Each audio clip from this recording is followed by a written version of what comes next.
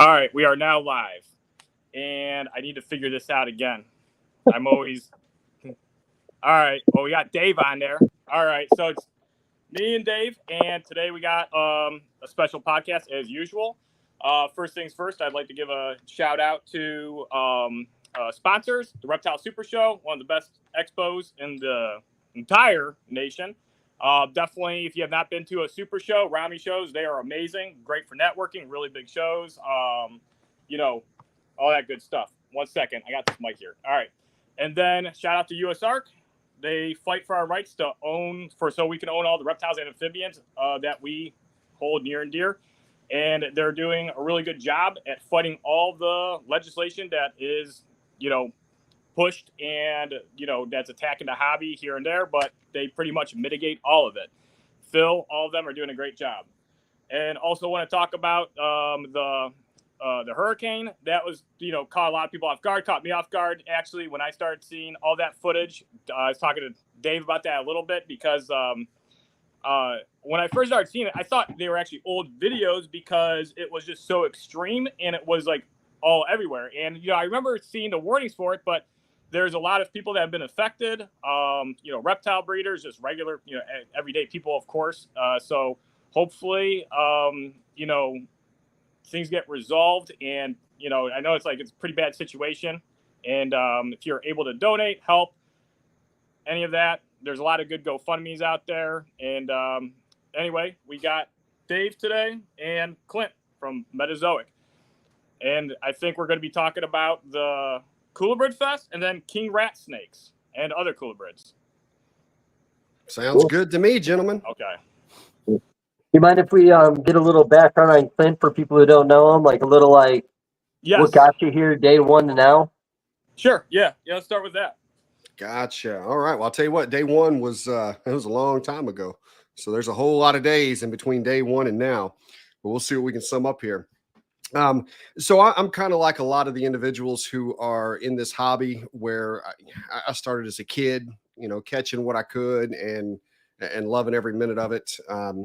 I got fascinated with not only the keeping, but the breeding. I loved to see what I could reproduce. And it was a lot of fun, back then, especially when we're talking 30 plus years ago that genetics weren't quite understood by the layman like they are now. And so there's just so much to learn. And over the years, I've kept so much. Kind of you name it when it comes to snakes. I've had one or dozens, anywhere in between.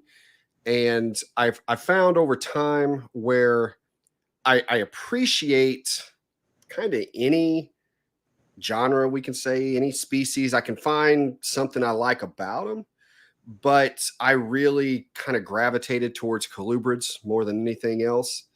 So I really started keeping a lot of rat snakes, the king snakes, Asian rat snakes. Once I found my way into those really stole my heart. And the collection grew from, you have a few dozen to eventually you're in the hundreds before you know it. And everyone thinks you're that crazy snake guy, and I am, we own it. It's a badge of honor. So I did the, kind of the basement breeding for years and years where built a reputation, built a name, built a company. And it was all regional shows, doing things online. And that eventually grew to the point where it got big enough and so busy. And then the career that I had outside of reptiles, 20-year career, multi-unit management, traveling all over the country, it got to a point where I either was going to have to cut way back on the reptiles or go all in on the reptiles. And I kind of decided, I want to sleep in my own bed every night. And what year was that you went all in on the reptiles? 22, actually. Wow. Yeah. So it was, not long. We just actually celebrated our 2nd year anniversary in August. And so I I retired from the 20-year career. I had a wonderful job, wonderful company. I miss so many of the people that I worked with there. But I've got 3 young ones, twin boys that are 9, little girl that's 7, and being on the road 4 or 5 days a week just wasn't for me anymore. So we opened up Metazotics, and it has been a whirlwind ever since. I can tell you that we're a multifaceted company, meaning a lot of pet stores are a retail pet store, right? Well, we've got that segment. Well, then you have breeders that go and do shows. We've got that segment. Breeders that sell online. We have a very strong online presence. We've got that segment, and it's all housed under one roof. So there's a lot of moving parts, at any given day, and being still a young company, there's a lot of things that are still happening for sure. How many people you got around you doing that? I think there's a total of 7 of us here at the moment. However, we were just doing interviews today because we need to bring on 2 more. So your management. People, yeah. Oh, go ahead, bud. Oh, I thought I just had that one input because 7's quite a bit. How big is your shop, the store?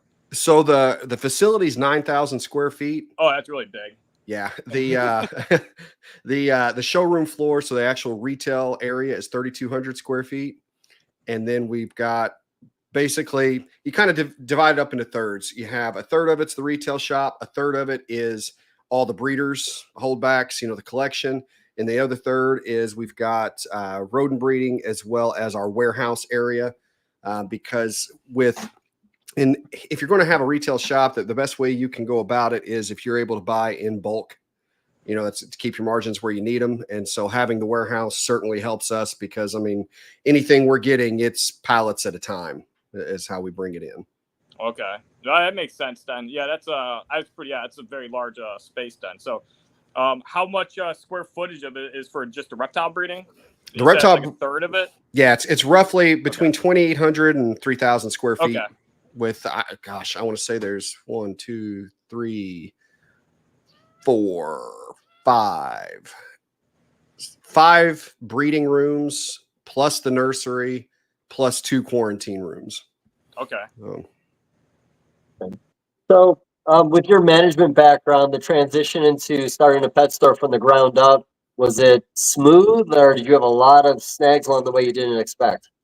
So I'll tell you, I think it was probably a lot more smooth for me than what it may be for a lot of individuals, because with my history, it was, my job was management leadership, in the multi-unit role, but I opened a lot of new locations across the country. So I was used to getting a feel for the local area, I knew a lot of the headaches that could arise and ways to negate those. I didn't walk in naive. Let's put it that way. And because of all that experience, I was very blessed in being able to jump in and make a lot of the right decisions. Not all the right decisions. In no way am I going to say that, but I was able to mitigate the wrong decisions when they did occur because of the experience. And I'm a business person that loves reptiles, not a reptile person that wanted to open a business, so it was, and what I mean by that is anyone who's listening to this that isn't familiar with me, don't take it as, this is a guy who's just in it for the money. I can promise you now, I make a hell of a lot less doing what I'm doing now than I did with the job I had. It's simply, I enjoy business. Not from the money aspect, but I love trends. I love reading patterns, predicting markets, and just really making decisions and basing success off, did you predict the right thing? Is what you thought was going to happen, is that what happened? And kind of betting on that. So with the amount of experience I had in business, profit and loss statements and all that, I was able to approach this with a very business savvy mind. And that helps when making decisions on what you're purchasing, what you're not purchasing, what what you're purchasing today and what you're going to wait to purchase in another 3 months, things like that. So I would have to say that, yes, I mean, while there were certainly hiccups, certainly bumps, I can't really say that it was a bad situation at all in terms of starting the business for us. Now, with the trends you said that you like to follow, how long have you been paying attention to like the reptile market in general? Oh, years and years. I've been around long enough now that this is my 32nd year breeding reptiles. I've seen the cycles. I know what to expect. I've seen them all. In fact, on on our show, what we'll do is I do a market segment. In fact, I've been tracking now for the market. I've been tracking numbers across MORPH market since January of this year, showing the pattern of when we have our dips, when we have our peaks in terms of available animals across the entire country, and breaking that down into segments. So it shows when the season actually hits. And now I've kind of linked up where I'm getting data that will tell me what's being searched. So knowing what species are gaining in popularity based off of online searches, things like that. And it's some of it's hardcore data. Some of it is, again, understanding the data and being able to read patterns. Now, and I'll give you an example. One of the market calls that I was very proud of myself on a few years back was as Mexican Black Kings began to take off again. And everybody, and that's one I can go do a whole story on that. But when they began to take off in price, that's the hot button. Everybody's wanting to get Mexican Black Kings, and really the only people who were upset about the price of Mexican Black Kings were the ones that didn't have Mexican Black Kings. So I looked at it and I thought, if this solid black snake is really popular right now and its price is jumping, I'm willing to bet an even bigger solid black snake is going to get popular very quickly as well. And so I instantly went out and bought a whole group of black milks. And sure enough, within a year, prices had quadrupled on black milks.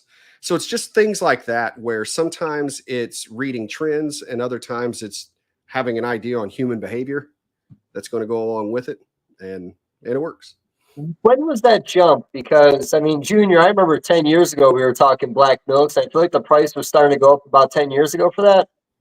Yeah, I'd say they more like in the last 5 years is when they went up a lot.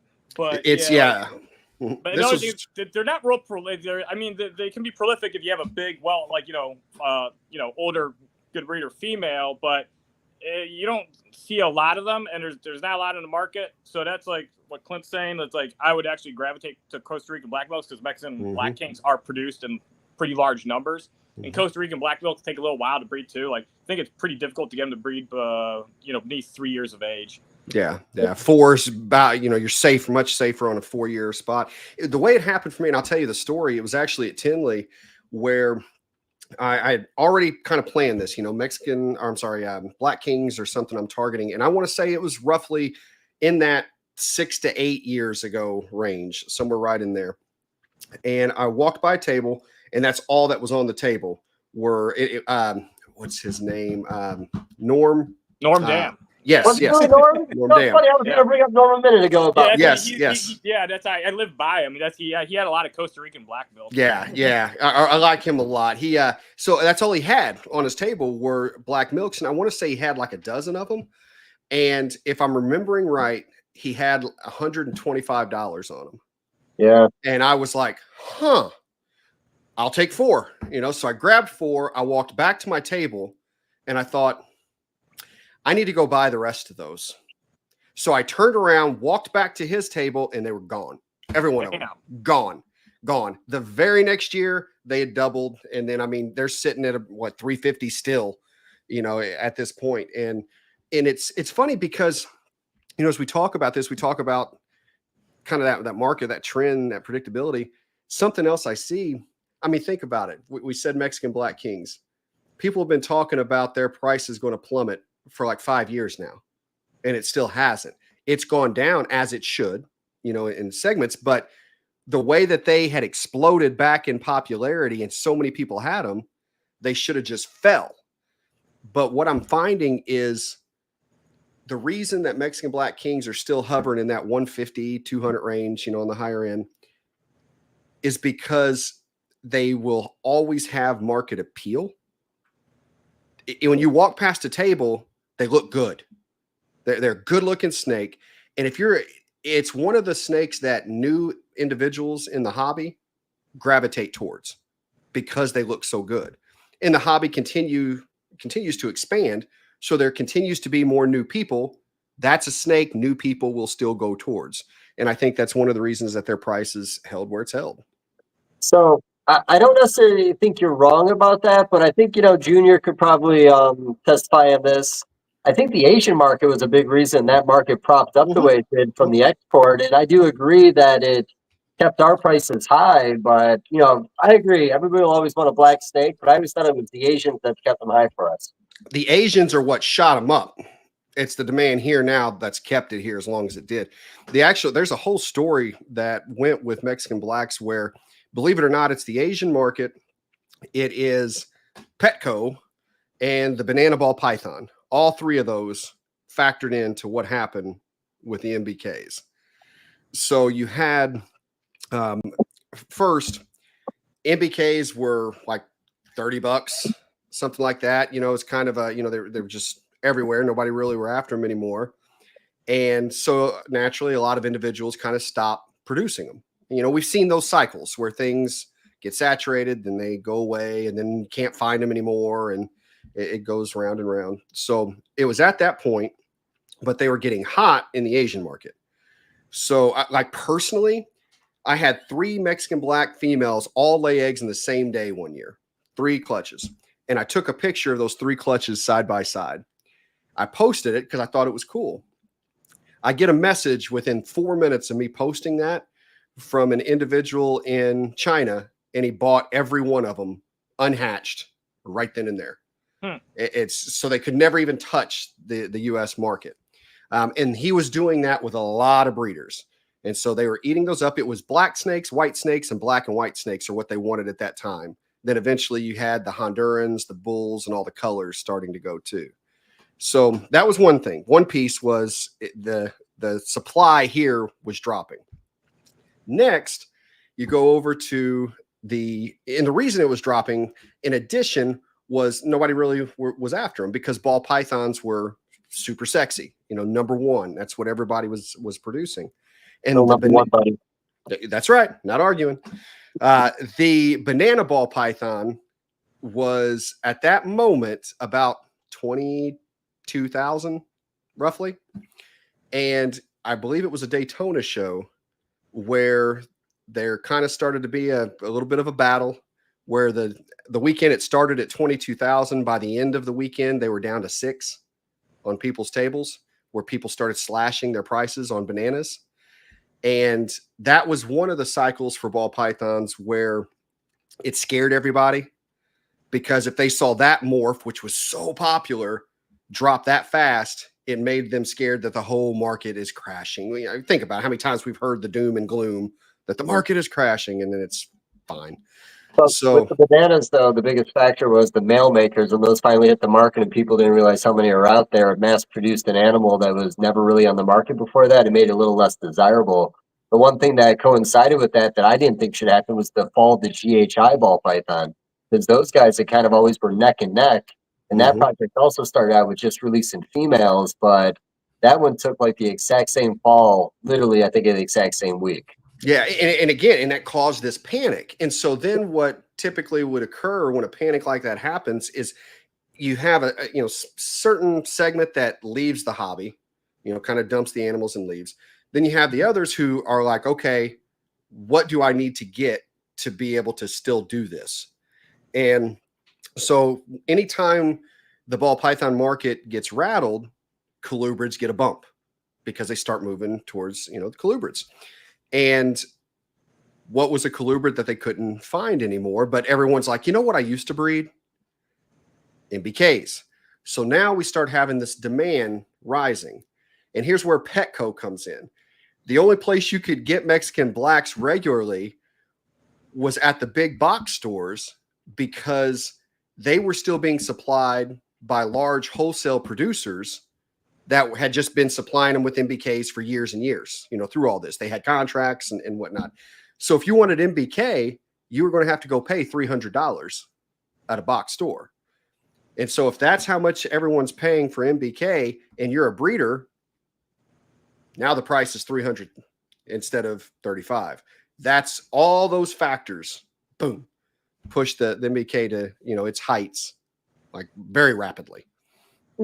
So I'll be right back. I'll be right back. All right. So are they still selling out every year? Like, are you ever yes. seeing that product? Right. I get to the point I sell out and I end up having to get some from some other breeders because they still move at a regular clip for me constantly. I mean, not that it's the best thing for the buyer, but has anybody breeder-wise tried to push that price even higher? I'm sure that they have. And honestly, I see it, my pricing, I look around, I look and see what everybody else is kind of listing it as, but then I've got to feel good about it. Like, I mean, there's times where, Metazotics is going to be $25 higher than a lot of other people because gray band kings, I know what it takes to get these guys going. And I think a lot of people they're either selling them lower than they should, or they don't have them eating as well as they should and are sending them out the door. But then there's things like MBKs where I'm seeing them at times at $200 and I feel $150 at this point is about where it should be, because I believe in a very organic step down. So for example, like I think the reason the banana ball pythons took that plummet is because they were held at a certain price for too long by too many people instead of letting them come down gradually over time. Supply and demand on that. And again, it was females only making females, only making females. Then there was finally a male that made females. And there was finally a male that made males. And then it was out of control. Yeah, then it went from maybe one clutch a year if you're lucky on that to when guys know what they're doing. And I've known ball python guys that have got 27 ovulations a year out of one male, ultrasounding, put in just for a couple lots. So anybody who knows what they're doing and can mass produce. And I think most of the guy that had the money to buy that project back then, even like Dynasty Reptiles. Did you ever get to see the wholesale list of Dynasty back in the day? Yeah. I think I counted up thousands of bananas. I thought it was tens of thousands one time, to be honest with you. Yeah, it's insane. I mean, when you see to this day, there's still so many of them that's produced. But I mean, when you think about it like that, way back then, I mean, it's kind of hard to wrap your mind around. Yeah. Not to keep hijacking this, Junior. Anything you got to add, you just let me know. Okay. So I'm going to call out king snakes really quick. Callies. So I've always loved them. I like them. But they're that one colubrid at the end of the year when everything else is sold out, everybody has them on their table. Are they not desirable? Are they the slowest seller? If they are, is there a reason why? So I would say everything comes in its waves and its cycles. And I agree with you. Right now, for the past 2 years, Cal Kings have probably been the most difficult. I don't like saying difficult to sell because it makes it sound like I'm actually trying to sell this, where instead it's produce it, keep it healthy, answer the questions, let people pick what, is going to be great for them.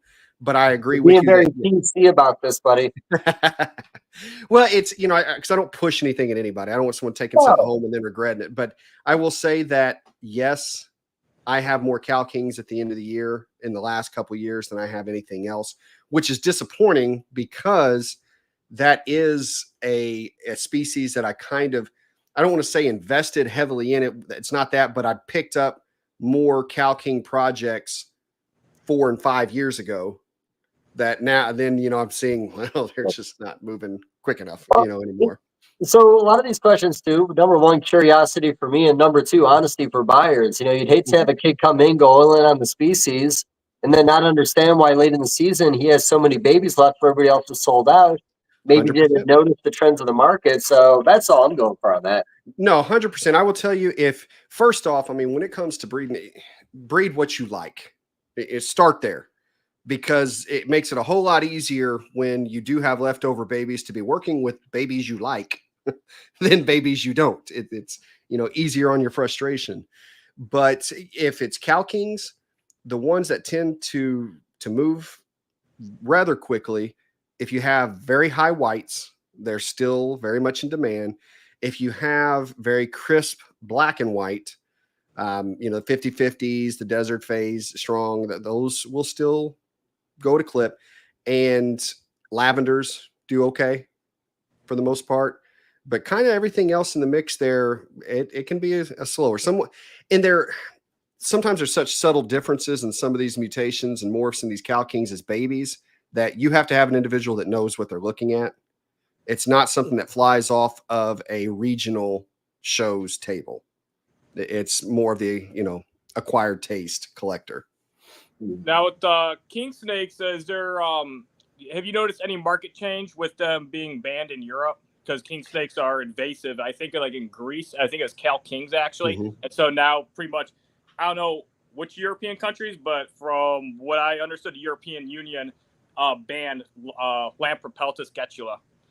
So I've heard about that, and there's been a couple conversations I've been around, but I can't say that it's really.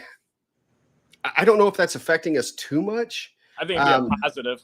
Yeah, actually. yeah. If anything, I agree, and I just think that there's.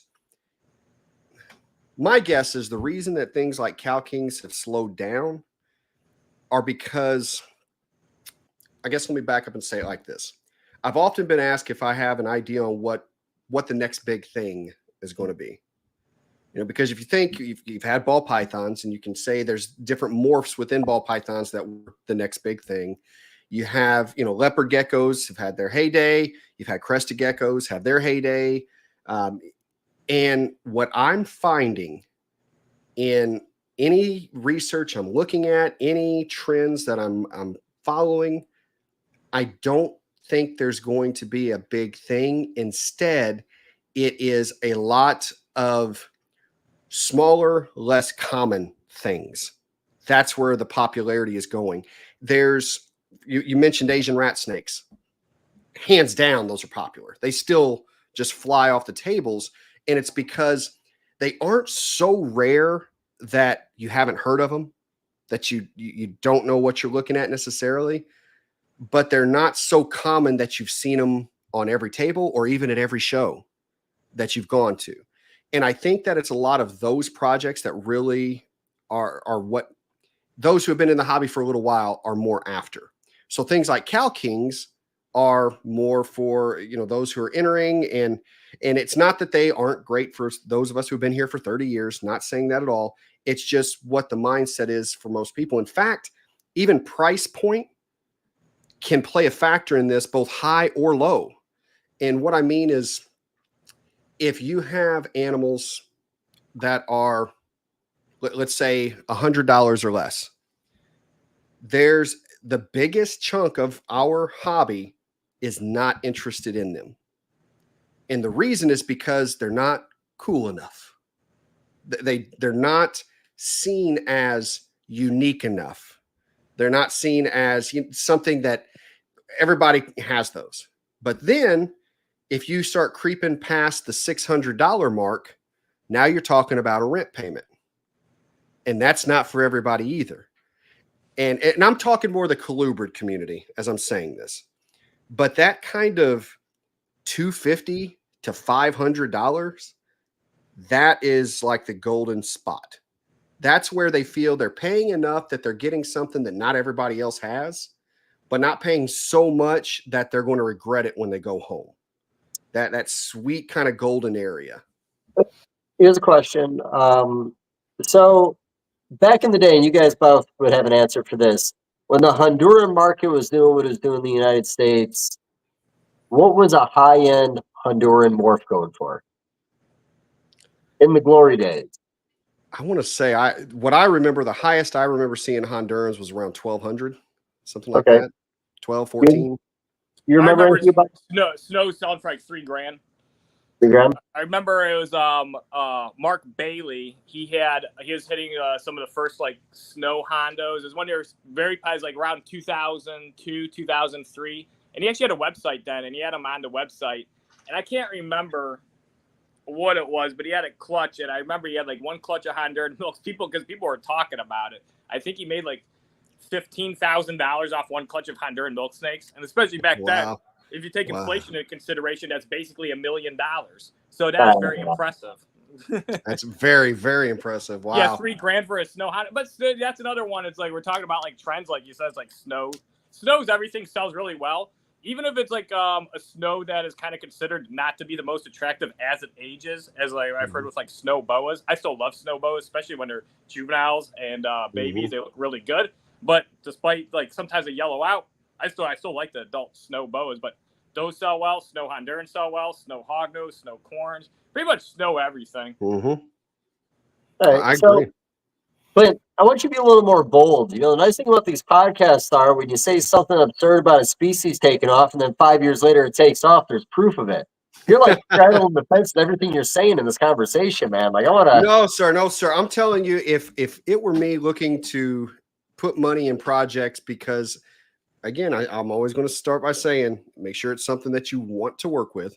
Let's talk factors, though. But there's factors that make species explode. Now, I understand the passion is a big part of why you want to work with something, but let's all throw some factors out there. And I say we make an educated guess on what we think could happen, because like you said, there's certain reasons why certain trends have taken off. You know, you mentioned like the crested gecko market. I mean, exantic crested geckos before COVID were $2,000. During COVID, they shot up to, I think, $7,500, and then what the lily white exantic was, I heard $30,000, $35,000. No one could have saw that coming, but it happened. And again, a lot of that was influenced by an overseas market. So, you know, let's put some factors in there. Overseas market, easy to breed. It's going to have, you know, so there's more people welcome to work with it. And what are some other factors you guys think have on a species being successful? So I want to tell you a story that's, and this involves our mutual friend, Matt Most, you know, good buddy. And he actually just recounted this story at Colubrid Fest last weekend. So he and I had already started doing some joint projects together with different black rat mutations, Chinese king mutations, things like that. And he had a very small group of David's rat snakes, David I.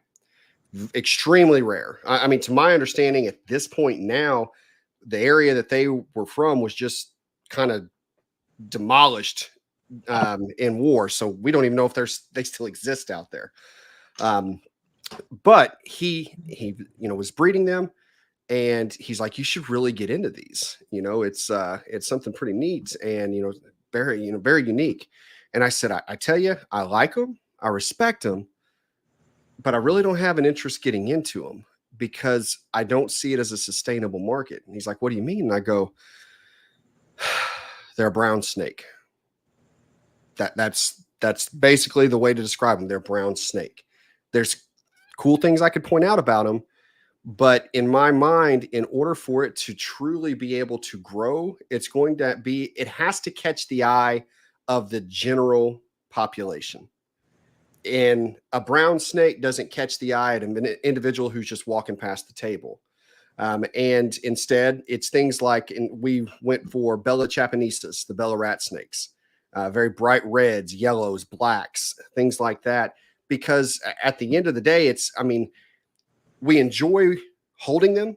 We enjoy working with them. That's where things like Russian rat snakes get popular because they've got such an awesome personality and a decent look. But it's really, why do we handle the assholes, the snakes that are, you know, want to chew our face off?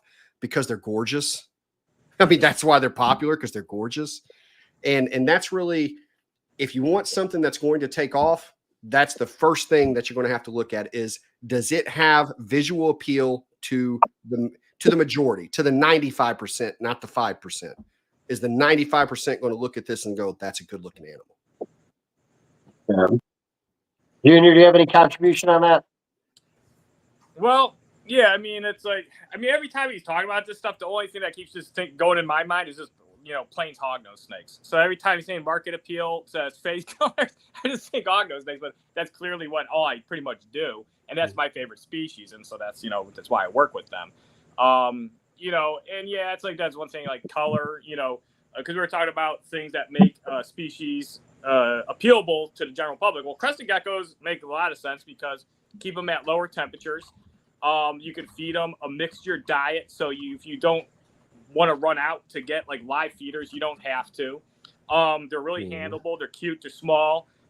They're affordable. There's a bunch of different colors, so it makes sense that Rhacodactylus, especially cresteds, are very popular. And if you want to get a little more, like a little more extreme or get a little more difficult, then you can go to maybe Gargoyle is a little more difficult, or like Leachianus.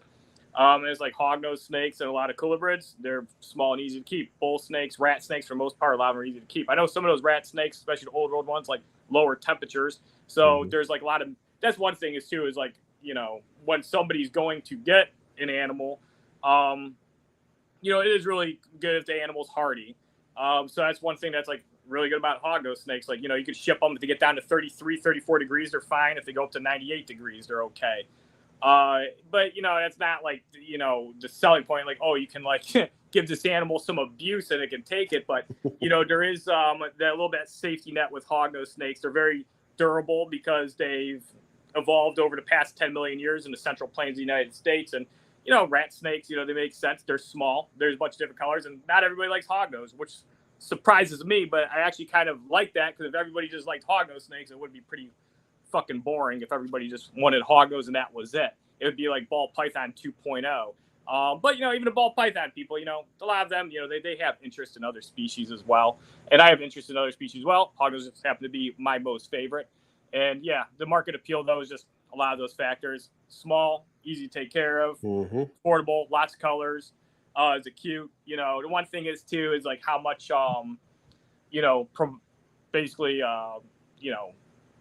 promotional like videos are out there for them, whether it's like somebody like Snake Discovery talking about a species, or just a species that's commonly kept that people post like Instagram or TikTok or Facebook or even on YouTube videos of, and it gets a lot of attention, because then if people are thinking about entering into the world of owning a reptile amphibian and they see certain species first, a lot of times they're going to gravitate towards them. A lot of times it's species that are more commonly kept, so everybody goes to that, and then they can also fit into a community. And these little more niche animals are more for the more advanced herpetoculturist or the herpetoculturist nerd that is a little more, into certain niche or certain species that aren't readily available, like like a hognose is or a ball python.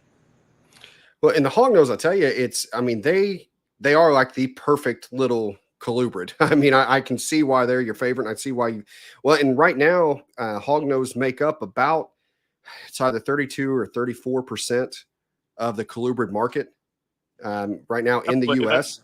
And it's funny because you can divide the colubrid market up into roughly thirds. Hognose make up a third of it. Corn snakes make up a third of it. And everything else combined makes up the final third. It's kind of insane whenever you really look at those numbers. And again, everybody who knows me knows how passionate I am when it comes to colubrids, period.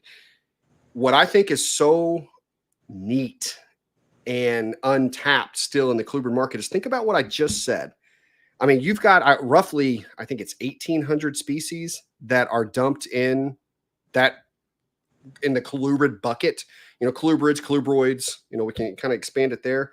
So if you got 1,800 species and 2 of them are currently making up 66% of the market, think about how much more growth there is in that overall segment that can be made just with more animals established, bigger colonies being able to be produced, more bloodlines.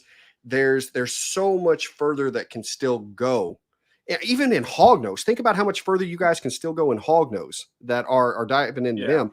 And right now, with RGI starting to dip their toes into colubrid testing, and they're starting to move now towards, they're gathering sheds, they're starting the process to be able to identify the morphs, and they're starting off with hognose and corn snakes.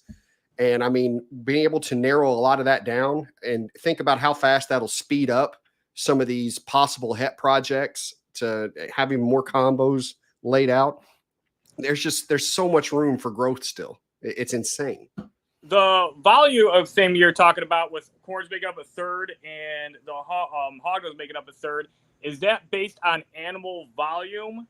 Mm-hmm. That's what I figured, because I'd imagine if you're going to factor in price, hog dogs would actually absolutely crush corn snakes. Oh, 100%. Absolutely. Absolutely.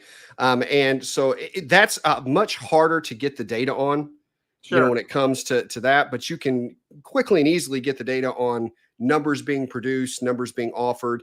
And now I will tell you, there's also, you know, it's, you know, kind of garbage in, garbage out, meaning it's not going to be a perfect science and all the data is not going to be 100% accurate, but it gives you enough to get a feel, to get the, you know, the vibe of where things are at. Of it. Right.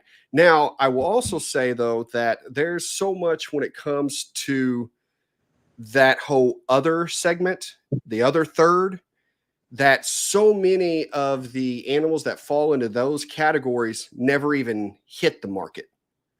They're sold before they're ever posted. They're sold before any kind of advertisement ever takes place, because there's so many that fall in there that are there's lines waiting for them because they're not as readily available. Now, king snakes fall into that, other rat snakes fall into that. So there's plenty that do sit there on the market for a while. Don't get me wrong, but just know that that's one, I guess, factor, variable, you know, when it comes to looking at that data that we don't have access to. You know, there's no way to ever know that number, but I know it exists, and it exists regularly. Yeah. So, oh, go ahead, Dave. One thing too, like, you know, with these other species you're talking, I think one thing too that could affect these markets from exploding is, let's say mountain kings get big tomorrow, and let's say everybody comes in to get some, and they're not even out there to even get in the first place. Do you think the lack of supply makes the markets die down faster, and that's why the oversupply of corn snakes and hog islands out there has just going to keep surging? There's always options where this mountain king, you might not be able to find them.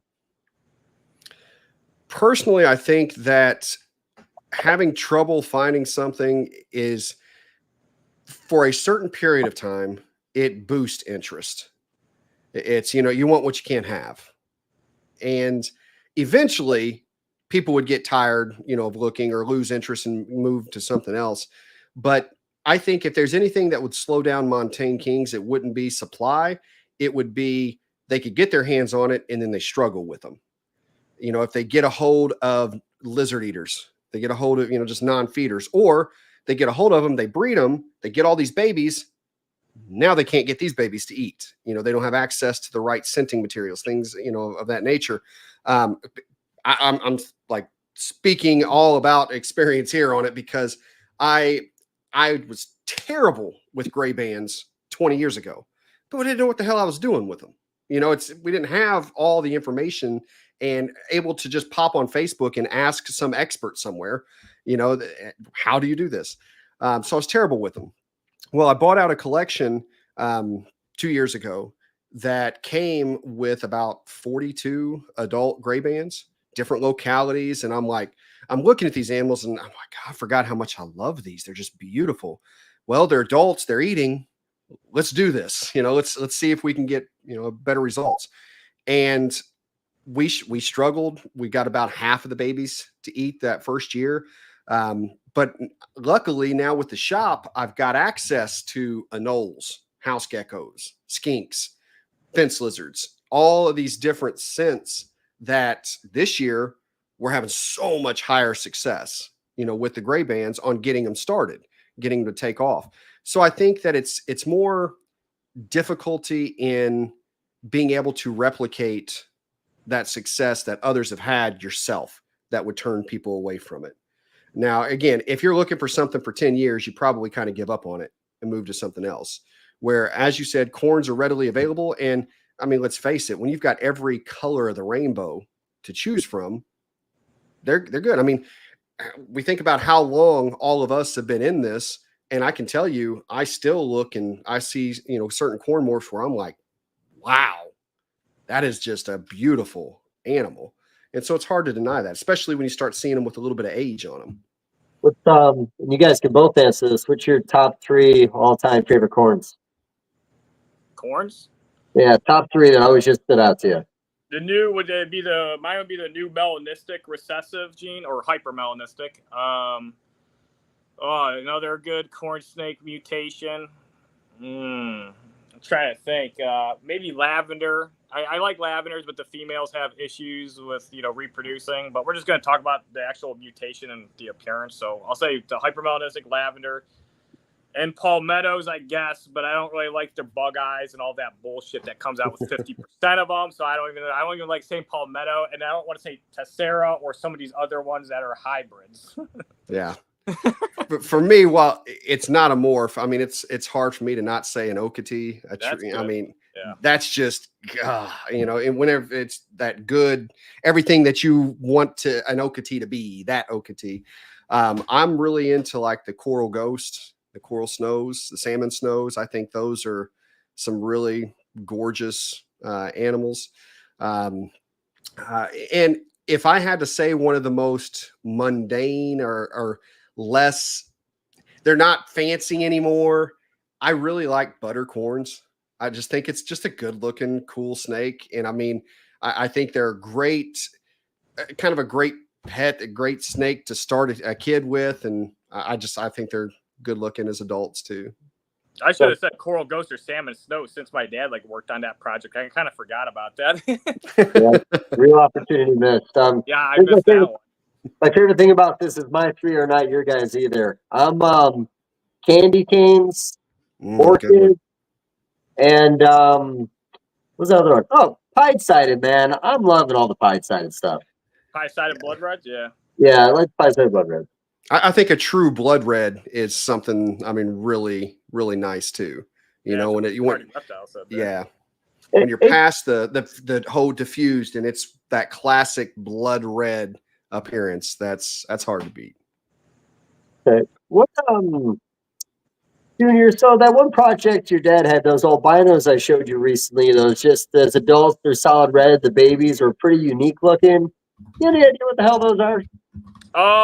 If I'm thinking what you produced, I don't really remember what they looked like, what you showed me. Fair enough. Conversation's mute. I'll show you afterwards, Clint. Don't worry about it. All right. It is called, I think it's my dad's extreme red line of just red phase corns that he got from my cousin Thomas that he collected in South Florida. That my dad selectively line bred for another 8 years plus 10 years. So I think that's all it is. I think it's just a really good line bred red albino corn. But I mean, I forget what they're called. Sometimes there's these little names put on stuff as marketing, and it's not really the lineage name. But I remember fluorescent corns. They're an albino, and they were just polygenic and lineages in there that were causing these really beautiful colors, and those were really stunning looking. So yeah, it's the thing. I mean, corn snakes are definitely, when you see an animal that has the ability to produce that many erythrophores, that many orange and red pigments, and they have a lot of pattern, usually any species that's like that, there's a lot of things you can do with selective line breeding. And you've seen it with corns. And plus you see the wild type variations like Miami phase where they have grayed out backgrounds and then they have more of the red concentrated in the saddles. And so when you see that, it's easy to see okay, you can make these things more gray, more light, or you can make these things more intense red, thicker pattern, more reduced pattern. So, you got the okatees for that, the double whammy of the thick pattern and the color. And actually another one I seen that I really liked was forget who it was. Is at Tinley. It's about 7 years ago, and they were kind of in the back corner, kind of where if you go straight in and you go to the right, and it's a low ceiling part. They had Miami phase ultramels. So it's just an ultramel, but with a really nice Miami phase lineage right into it. And they were actually, I was that's the coolest corn snake I've seen in a long time. I was I actually almost want one of those because they were really nice albino-y looking, kind of blushed out, light gray, white background. And then their saddles were almost purplish lavender with reddish in it. I was that thing looks friggin' awesome. Nice. And they're $200. That's it. Yeah, I think that's the most appealing thing about the colubrid market is ball python money buying colubrids. Like, you get used to these giant buys, and then you go to the food market, and you're like, I could have this entire table for $3,000. Yeah, some of those cases you can. Yeah, and then some of those cases, then it's like, yeah, there's a lot of cool stuff, like, because, like, but then you got to think, it's like, well, that's the one thing I don't like about some of the low priced projects, because it's like, well, I know if I breed them, I'm probably going to be selling for about the same amount. These mutations I like, it's like, I'd rather almost go towards just making something, new and cool, because it's like, and, something like, say, the Ultramel Miami phase, I could see being appreciated, because that's a polygenic with, Ultramel. So it's not something like people are just going to be like pumping out, whether it's just like, albino or like striped, like, morph combo corn. So I think you could breed those and still sell them for $200 or $250, and actually probably even like maybe even more if there's nobody with them and they see them and they're like, wow, that's really unique. It's kind of like this. So the stuff is just the availability or people overproducing certain stuff. Kind of like with the banana ball python, when those things were at Daytona and they went from like $500 to $250, and then at that Daytona show they were $250. Then there's people selling them for even $175 because they seen everybody else had them for $250. There was still black-eyed leucistic ball pythons at people's table for $400, and it's like you could have just bought fires and super fires and bred those and had, and made more money, and there had been less availability than these banana ball pythons, because everybody had the same idea. They're like, wow, these are so beautiful, I'm going to breed them to literally everything. So everybody at the same fucking time had every banana combo. Like Dave said, too, they're all male makers, too. So it's like 98% of them, hey, they're all males also. You can breed them to whatever you want. And everybody had the same idea. They're all holding them back and breeding that shit out of them. And then they were like, oh, look what we did. Yep. I was joking around, last thing, and then we're going to talk about ball pythons. I think I talked about it. Amir had posted a female on like a clutch of like 18 or 21 eggs, like giant clutch, biggest one you ever seen. From a banana. And all the comments were like, there goes the market. And it's like one clutch ball python doing the whole market. But everybody looks to point at something, for their market. It's, I say it like this, it's make your market. It's, you're going to have macro events, you're going to have micro events. Whenever there are macro events happening, the only way to beat them is to create a micro event. It's figure out what you can do a little different than everyone else.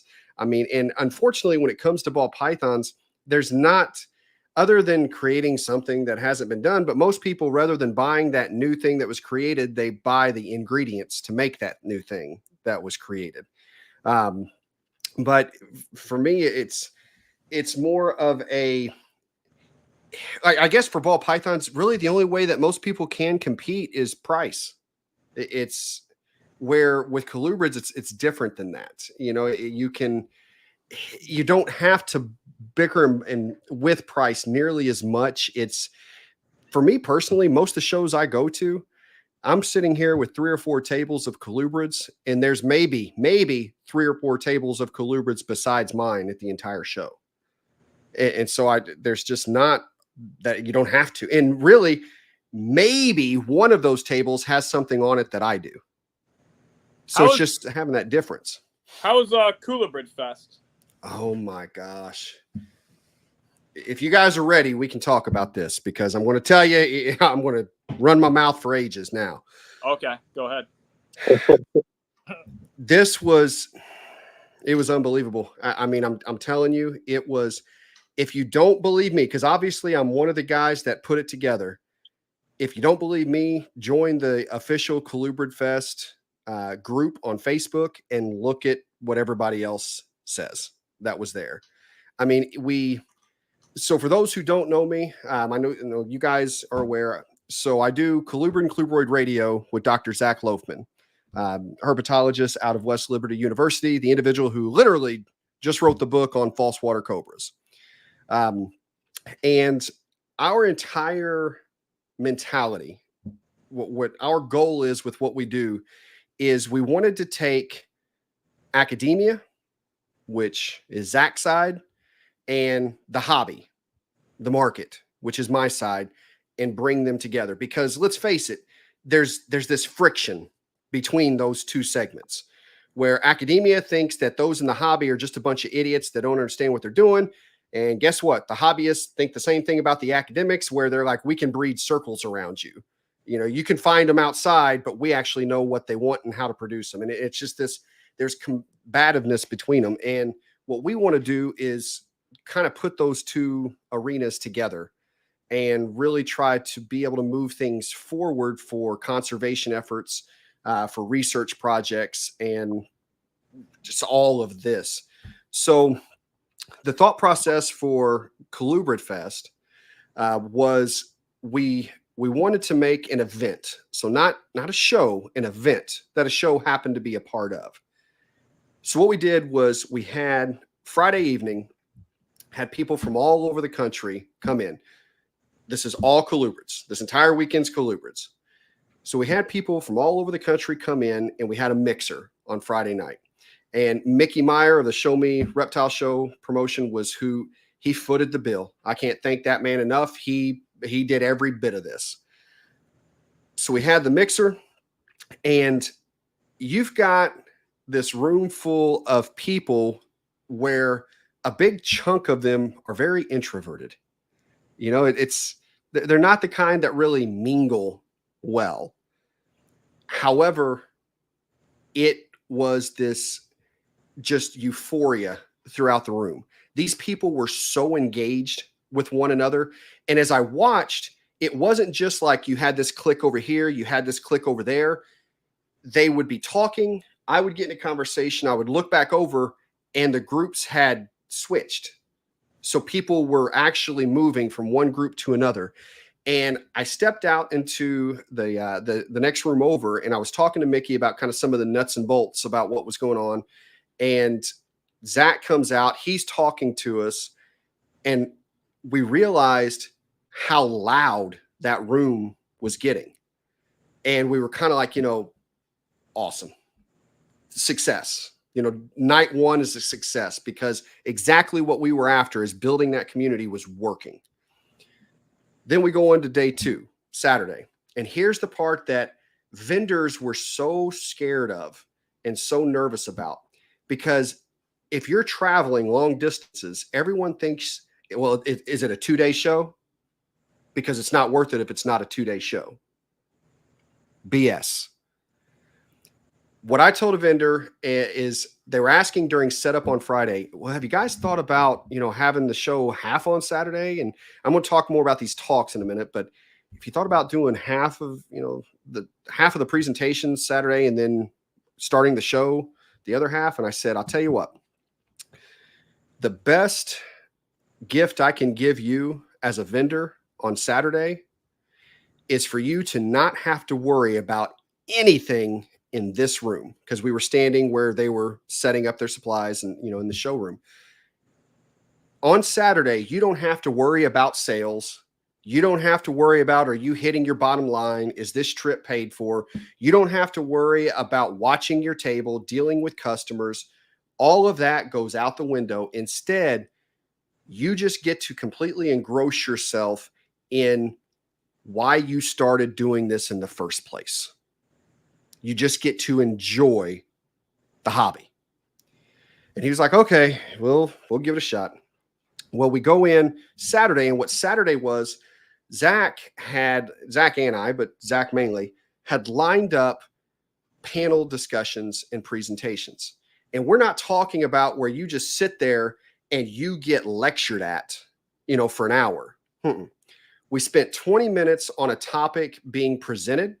The first one was, I think that he titled it, Those Worms That Want to Die, Baby Snakes That Won't Eat. And it was all on and it was John Rice, who was giving this talk from Fathoms Hogs. And he, you know, went over all these tips and tricks and different ways to stimulate baby snakes to eat. So that was 20 minutes. Then 40 minutes was questions and conversation. So audience members are coming up, asking questions, giving, you know, different takes and different opinions. And it was awesome. We thought that was the next thing we were afraid of, is the audience not going to participate? Because then this becomes really drab. This really goes bad, but it wasn't. And we had talks on that, talks on egg binding, women in herpetoculture. That was a fantastic panel where we had two ladies up talking about their experiences as breeders, over the years as females in obviously a male heavy industry. We had Matt Most came up and talked about establishing new species in the hobby that had never been established before and what that looks like and how to go about it. We ended with a panel where we had several different segments of the industry. You had Zach, who's the academic, myself, who is a retailer and in the market. You had Mickey, who is a show promoter. You had Joe from Meteoric Serpents and does the Colubrid Corruption podcast, who is early 20s. I know he's early 20s. So you have a young up and comer. And then we had the Rob and Amy Zirkle, some individuals who have been in this for ages. So you had all these different viewpoints, and basically it was kind of one question. And the one question is, where's the hobby going? And from all these different perspectives, you got this feedback in this discussion. And I'm telling you, it was incredible. It was absolutely amazing. And that's what we kept being told all day, was how even Rob comes up and he's like, Rob told me, he goes, I did not want to come here. I did not plan on coming. I didn't think it was going to be worth it. In short, Amy made him. And he says, Clint, he's like, I'm so glad. I'm so glad that we came. This is wonderful. So the talks were fantastic. Then we do an auction. And instead of the auction going to USARK, which we support, we donate to all the time, we wanted to do something different. We wanted all of the auction proceeds to go to a colubrid conservation effort specifically. And so what we did was all those funds, we raised $11,000. All those funds went to West Liberty University, where Zach actually directly gets to choose what that money's spent on. And we're talking the transmitters. So we're not talking about just giving it to an organization and then you never know what's happened with it. Zach gets to come back and report on our show every other week exactly what's going on with this now. And it's actually, you'll like this. This is there's a imperiled segment of the hognose population, Western hognose population, plains, that because of where they're located, they're highly endangered there. And that's where they're going and doing this study. And it's going to be part of the book that Zach is writing. And it's so neat to be able to see that money, how it's used over time, and it's actually the individuals who are using it, the students, these are future conservationists in this research project. So that was a lot of fun. Now you go to the show. The show was on Sunday. And yes, we did that for a reason.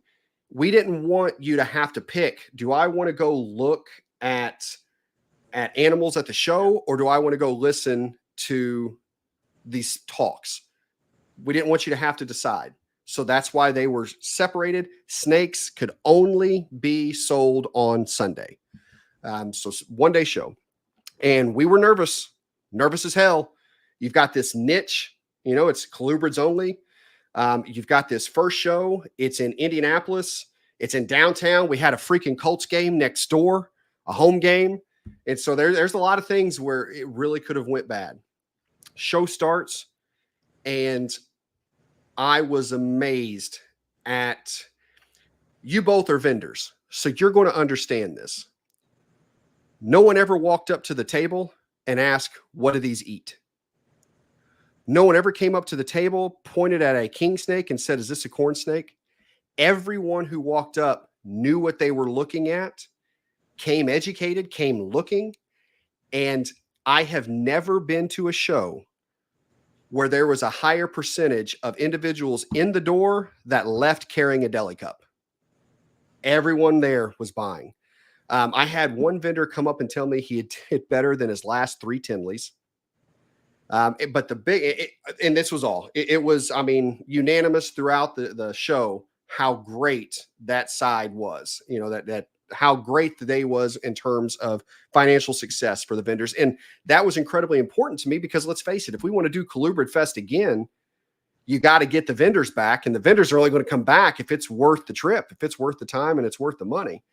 But the biggest for me, I knew that that part was a success.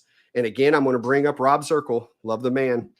He came up to me about 3/4 through that day, and he said, Clint, I want to tell you I was wrong. I thought today was going to be a bomb. I thought that while you guys were doing fantastic at putting this out there, promoting it, and letting everyone know, I thought that this was too naive, that this concept of this weekend was too naive and wouldn't work. And I am now over here hoping that Amy left some stuff at home, because I don't know what I'm taking to Tindley because of how well he just did. And that meant coming from him, Rob has been a show promoter. He's been to the big shows, the small shows, everywhere around the country. He's seen it all. He's seen the cycles. For that man to come up and say that to me, that was the validation I needed that we did it. It was a success.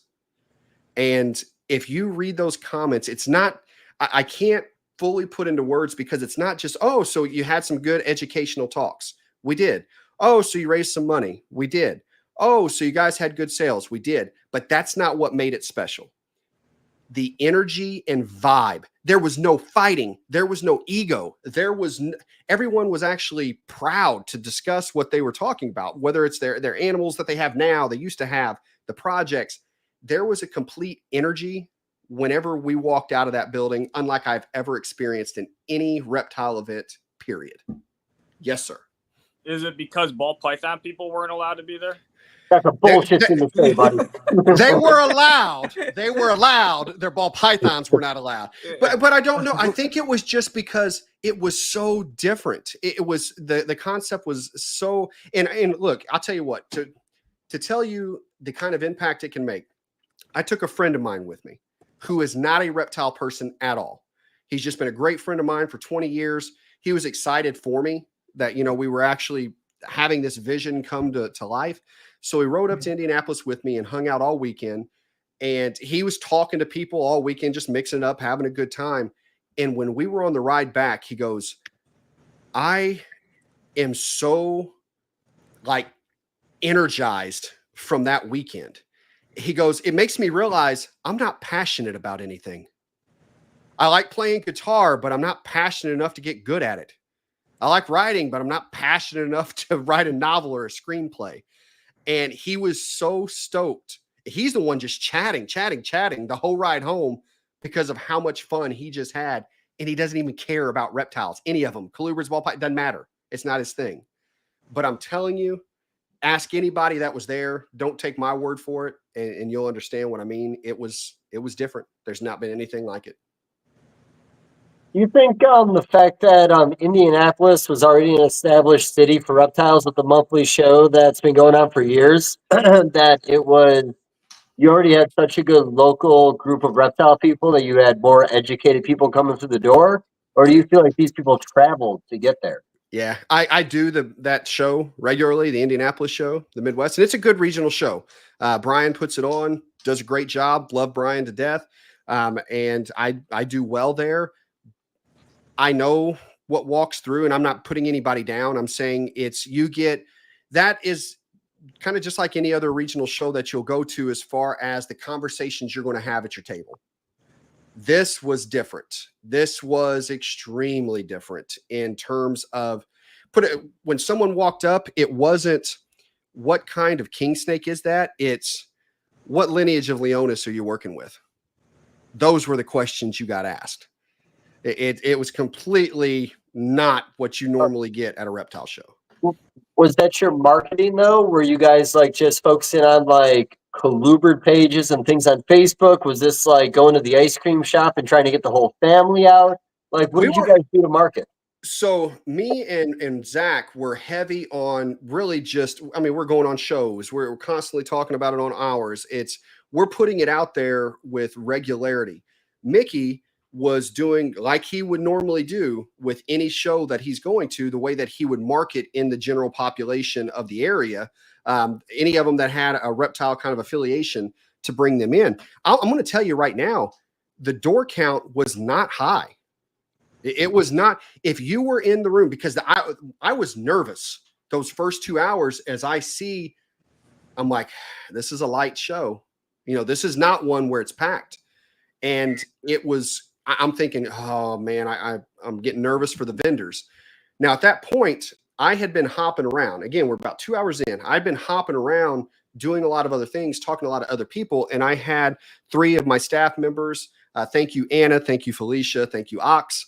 They were running the tables and doing great. Well, I got curious and I looked at my POS system because I really hadn't been paying attention. And I was like, holy shit. Okay. This is not what I was expecting. And then I start chatting with other, vendors as I'm moving around, and it was just incredible. That's really what kept going on. And then by the time you hit the halfway point, everyone is happy. Everyone is very happy with where they're at. And another thing, and this is different. Now, this wouldn't be for everybody, but it certainly was for the people in that room. Whenever you take a lap at a reptile show, how many tables do you walk past without stopping? You know what I mean? You kind of know where I'm going here, right? You look, and then there's a table that, and you stop and you scan. I couldn't do that, and neither could anyone else in attendance at Colubrid Fest, because if you liked Colubrids, every single table stopped you, and you had to scan. You couldn't do a quick lap. They didn't exist. Wasn't happening. It took you, a solid hour and a half just to go through half of that, and it wasn't large. I mean, again, you're talking about a first-time show. So I will tell you, even if even if you say, you know what, I like Colubrids, but they're not my biggest jam, I promise you, if you just like reptiles, this would be something worth coming to, because you're going to walk out of there smiling. You are going to feel what I'm talking about. Yeah. I'm not challenging it. I'm just I'm trying to figure out what got you guys there, because like, I do about 30 shows a year some years. I've had as many as 35 to 40 some years. You and I are into each other a lot of shows, little St. Louis shows, Kentucky, I've seen you. We've crossed paths quite a bit, and we know why things work and we know why things don't work. And I talked to the Zircles. I ended up having a podcast with them like 2 days before they did that show. And, of course, the football game, I was a little worried to play a factor. I've been to cities where a sporting event is going on, and it just dominates the area. Like, the effort it takes to get in there isn't worth it for some people, but that also weans out the people that probably weren't going to buy an animal anyway.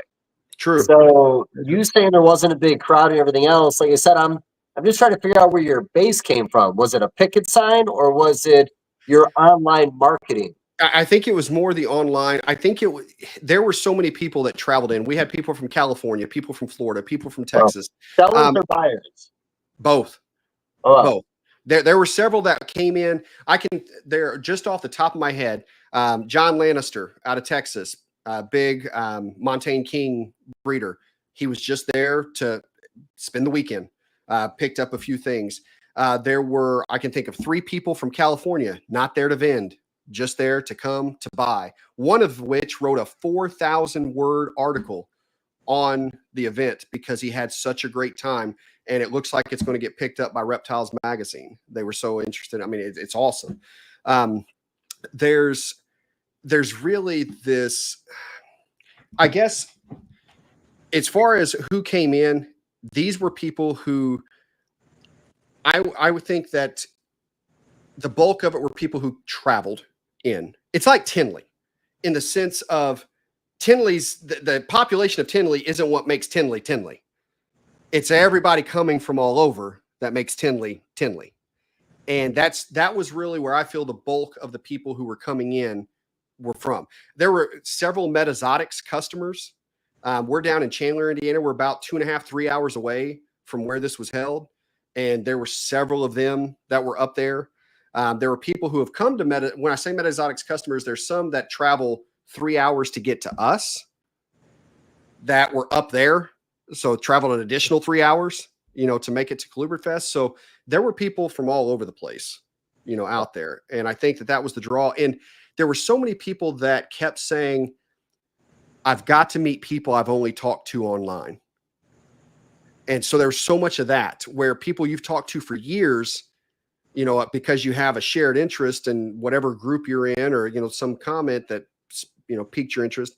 Well, now you got to actually meet them in person because they were coming from all over the country for this event. I like that. I always like all these different things. I've always wanted to go to them. But honestly, I talked about going to this one, just who's got the time to go fuck off sometimes.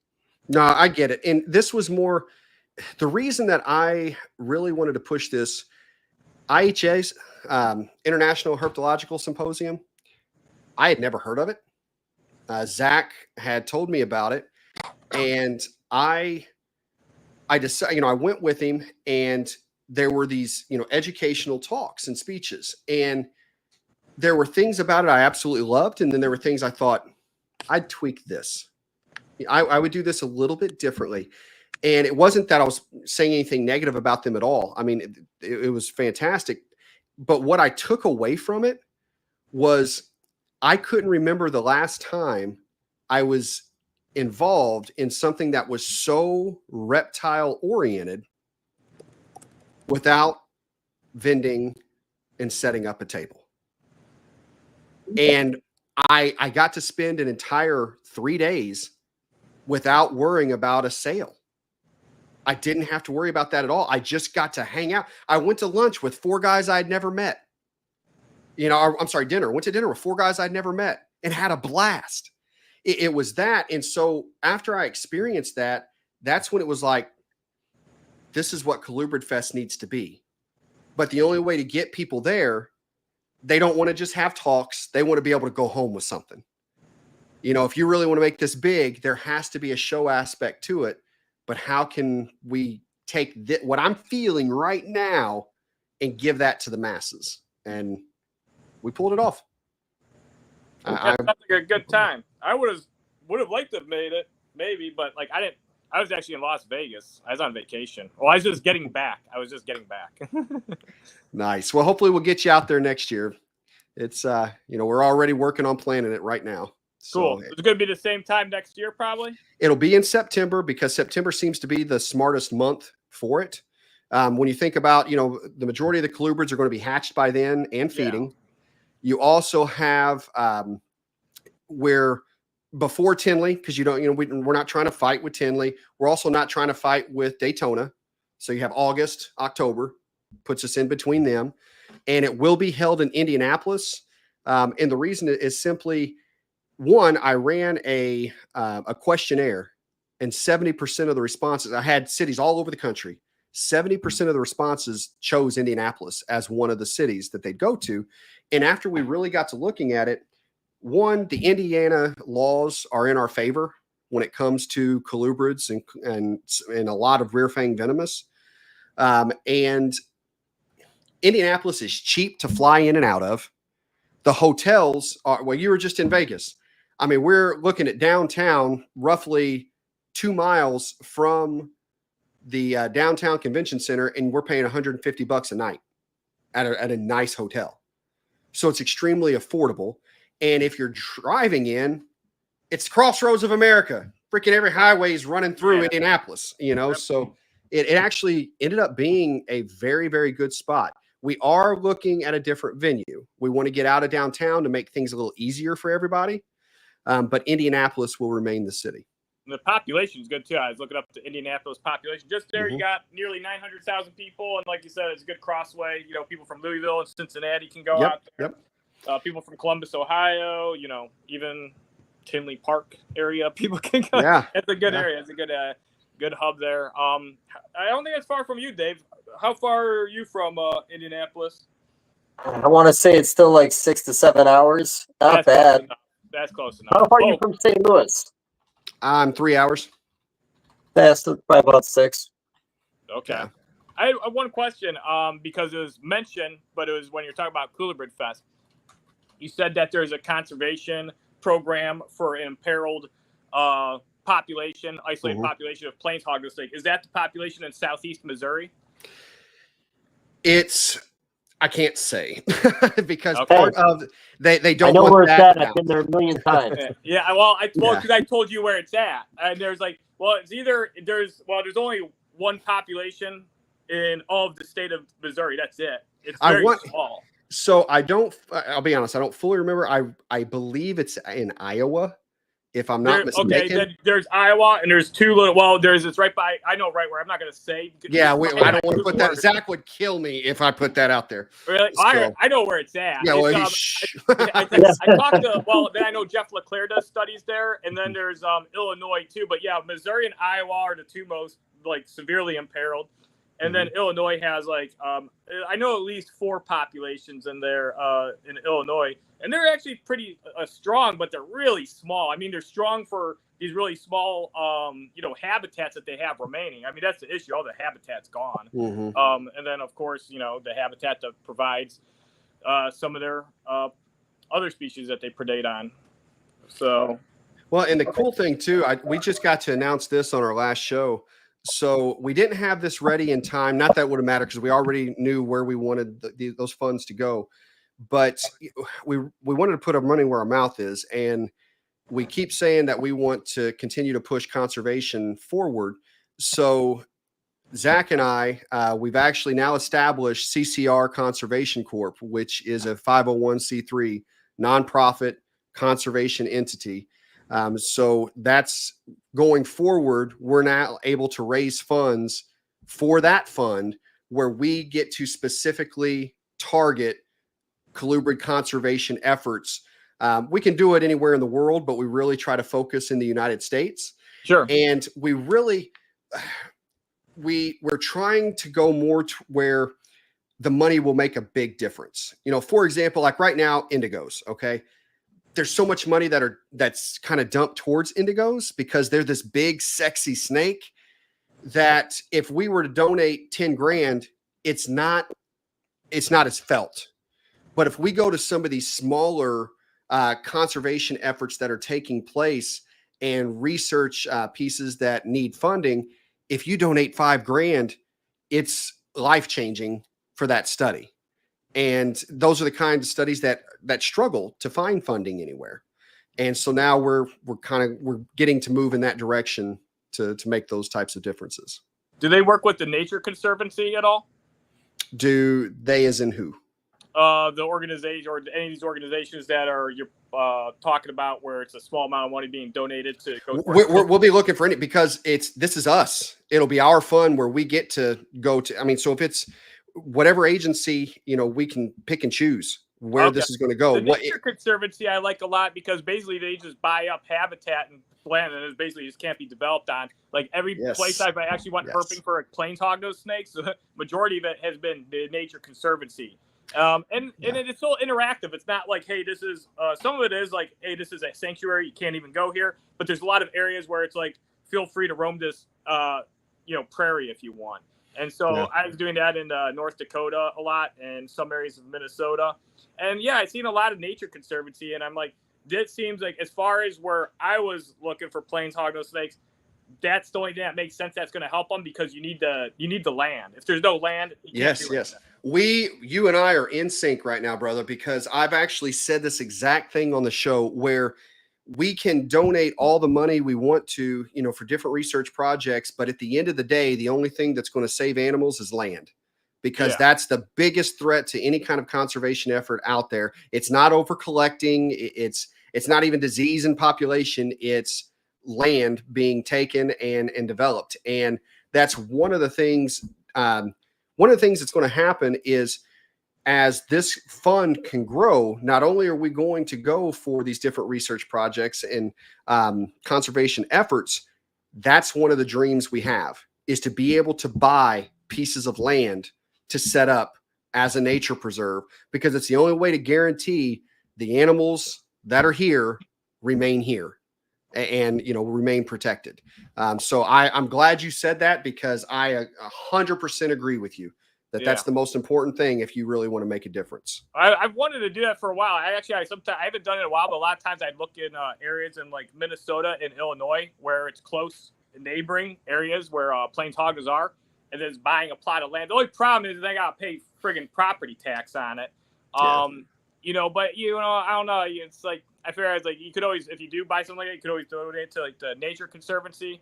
I don't think they ever sell off land. I'm sure they might, possibly, if it's strategic enough to buy other land in lieu of that. But yeah, then I know, like, we're talking about like states like Iowa and Missouri, they're like heavily imperiled because like the remaining natural prairie is less than 1%. Iowa is like way less than 1%. I think it's like 0.01% of prairie exists, and the other prairies in Iowa, it's like they're basically it was agriculture, but they're just turning them back, and that doesn't really do much because any of the species that can't be replaced would have to actually be put back into those spots. Just not just like, oh, we're buying this land back and turning it back into prairie. So all the species are already wiped out. There's going to be insects and birds returning, but for the most part, a lot of the other fauna is gone. Yeah, it's I told Zach on one of the episodes, I kind of have this dream where not only are we able to purchase this land, for conservation, but one of the things that the older the generation, including us, that we got to do was go flipping. We got to go looking and field herping, and it's getting harder and harder to find places to do that. Either you're not allowed or they don't exist in a lot of areas. Now, you get out where Dave lives and, there's no one but him, probably because Dave lives there. But there's, it does get hard. And I kind of have this dream where if we had this big chunk of land and then you get volunteers that go out and put tin down, put wood down, put this cover, and it's still, you're not allowed to collect anything. But if you now have this area that people can bring their children to go flipping reptiles and to get to experience that field herping in a more safe designed area, and where they're not going to get chased by a guy with a shotgun because you didn't get permission to look at his barn. I mean, just little things like that. I just want to give back. I just want to, I've grown up loving this, and I want others to do the same. Yeah, no, it's a good point because like Dave and I, we both like herping. My herp spots, I had a herp spot in a national park that they fucking bulldozed. Of all the places, is actually in the national park, and it was this old farm that is part of the Cuyahoga National Park. It was Cuyahoga Valley, and they buy back land, and this was a large property. I'd say probably 40 or 50 acres. And there was a dilapidated barn, and then there was a pile of junk in it in the center. And there was pieces of cars, there was a bathtub, there was parts of roofs, and there's a lot of stuff you could flip, and there was stuff that was so big you couldn't even flip it. And that was a really awesome milk snake spot. And then one time I was back there herping, and I was getting yelled at by somebody running a dump truck back and forth, and they kept asking me what I was doing. I'm like, oh, I'm just looking for snakes, and you can't take snakes from the national park. I'm like, yeah, I know. I'm just taking pictures. And then they couldn't get that through their head. And I was like, well, what are you guys doing? Because they were, moving stuff around. They had bulldozers, and I'm like, what are you guys gonna do with that pile? And he goes, we're gonna bulldoze that. As you can't bulldoze that. I'm like, that's a habitat for snakes. As there's a lot of milk snakes and garter snakes and other species in there. And the guy goes, we're bulldozing it, basically. And then we got into like a mild argument. I was like 22. And then the park ranger came out because that guy called her and said that I was collecting snakes. And even though I told this fucker that I wasn't. And so then I talked to her about it, and I said that, and then I had to prove to her I wasn't like taking anything. I was like, here's all the pictures of everything that I found today. And I was like, it's all in that pile.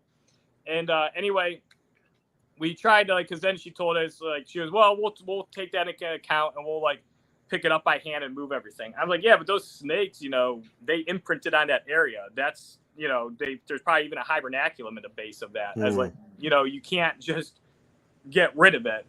You could try to disperse it, but, so I went back a few weeks later with my one friend. I was like, well, since they're bulldozing it, I was like, let's tear up the rest of it to see what we can even find. Cause there'd be areas we wouldn't really mess with because it would,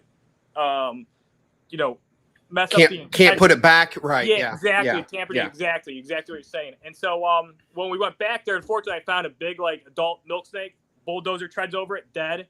And then when we ripped up these rotting boards that were multi-layered on each other, we got to one, and I never seen anything like this before in my life. There was at least 100 milk snake eggs that were all hatched from previous seasons. Wow. And you could see a smaller clutch. It may have been from like a ringneck snake. Like, you could tell it's a different species. I think it had to be like a ringneck snake or like a smooth green. And then there was one really big clutch of eggs that I think was from a racer, but they were mostly milk snake eggs. So that's what we were mostly finding in that pile. And I really like Eastern milk snakes. Actually, before hoggos were my favorite species. My first pet snake was actually an Eastern milk snake. I really like Lamprepeltis. I like milk snake. I like all snakes. But anyway, so yeah, that sucked. But my best spots now are along the highway. I took the Dave actually. We went herping to one. We found like 11 Eastern milk snakes on one day, and it butts up against a national park. So national park doesn't do anything. And then the side of the highway, nobody really goes over there, and there's stuff blowing off from vehicles, creating things for the snakes to hide under, cover. And then it's also attractive to rodents. So then there's a food source, and then it's on an incline, and so it's really good habitat because it's just not a flat area. They can get sun. It's well-drained soil. And yeah, it's hard to find these good herping spots. I mean, I look all the time. I haven't done it lately, but I'll use Google Earth, and I sometimes sit there for 4 or 6 hours mapping out spots.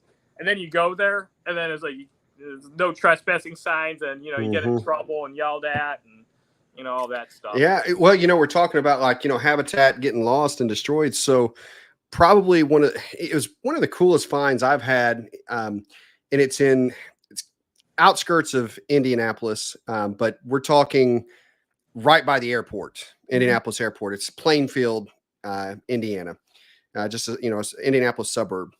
So I used to go up there and work all the time, and I'd stay at the same hotel, and I like to get out and I'll take a few mile walk every day.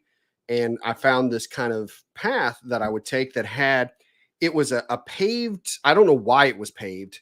I don't know if it was an old road, but it was a paved road, and it was grown up on both sides, and there was trash that people had went back there and thrown. So you're talking like couch cushions and carpet and, this and that all over the place. And I just knew I'm going to find something back here. And so every time I go back there, I'd, flip, pull. And sure enough, one day I found a Kirtland snake. And in Indiana, those are endangered. I mean, it's probably one of the most endangered in Indiana. Can't find them. It took me a moment to even realize what I had because I'd never seen one in person. And so when I realized what it was, thought it was absolutely awesome. Got some good pictures of it, snapped it, turned it loose, and, went about my day. Fast forward 2 years, I went back out there, and now it's a big industrial complex. That entire area is gone. Entire area is gone. It's like my friend, Dan Eby, he found the sable hognose, and that was it was just like some not like even it wasn't a national park or anything. It was just like prime habitat for hognose, and somebody owned it and they sold it off, and now it's all homes and everything there. It used to be a good herping spot. I mean, it just breaks my heart, man. And it's why, at this point in my life, I want to make sure that at least some of the energy that I'm putting into reptiles is further than my reptile room, further than the breeding side. And I just want to do some good out there and, feel like in some way it helped, for the future. So, and land is it. I mean, spot on. You nailed it. Land is it. So. Yeah, that's a good way to give back too, because we work with these species, and that's like you were talking about the herpetoculture side and academic, and herpetologists, and some of the herpetoculturists, we're just, there's people that I see people that are just breeders. They're not even interested in really herping, or and then there's other people that are kind of intertwined with both. But yeah, I think there's a lot of times there's a lot of people that are actually are reptile breeders, and we actually do care about the species, and I like finding hoggos in the wild. I like the habitat they come from. And I think, it's definitely very important to preserve as much of this as we can, because, it just keeps getting slowly frittered away. I don't know how the indigo population, you mentioned that, but I know the Eastern indigo population in Florida can't be very large, their habitat. No, it's not. And I think, a lot of things that they struggle with right now is just to have genetic diversity. to be able to get that population, booming again. That's something that's being worked on. And that's actually another study or test that RGI is about to have out real soon. It's basically where they can test lineage and working cool. with it. Yeah. I mean, it's I like that a lot. That's real. I mean, with RGI coming into the colubrid realm, I'm stoked because, I mean, if you think about everything they've done in the ball python market, how much they've cleaned up in the ball python market when it comes to, you have 3 different morphs called, or three called different names, but then they end up coming and proving they're all the same thing, and it just really kind of gets rid of a lot of that excess. But I think there's a lot of neat things coming down the pipeline from RGI when it comes to colubrids. I'm pretty stoked on that. That's neat. And you had said, I forget where I was going to go with it now, because you just mentioned something that Zach says all the time. When it comes, whenever you talked about going and finding hognose in the wild, how much you love doing that in their habitat. And that's one of the things that I think a lot of people overlook, where if there's a species you work with, it's invaluable for you to go find them in the wild. Look at where they're at. What's the dirt look like? What's the, the composition of that sand versus clay versus soil? It's what was the temperature like when they were on the crawl? What, what I mean? There's so much you can learn about how you care for them in captivity by seeing them in the wild. I think it makes you a better keeper overall if you go further than your, researching them further than your chair, so to speak. Yeah, I love reading research papers. Like, that's the thing. That's like, when it comes to like understanding hognose, hognose snakes are my best mentor, because I can learn everything from them.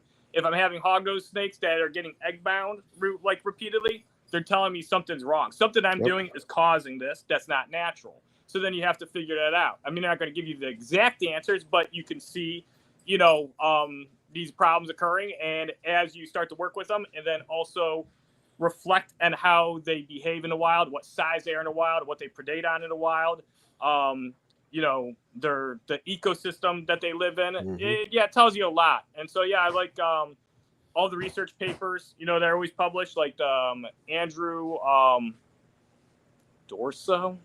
He did one on ontogenic dietary shift in plains hognose snake, Jeff LeClaire, and then Erica Hoagland and Chris Smith. Then you have like older studies, like the Platt study, that has some pretty valuable information in it too.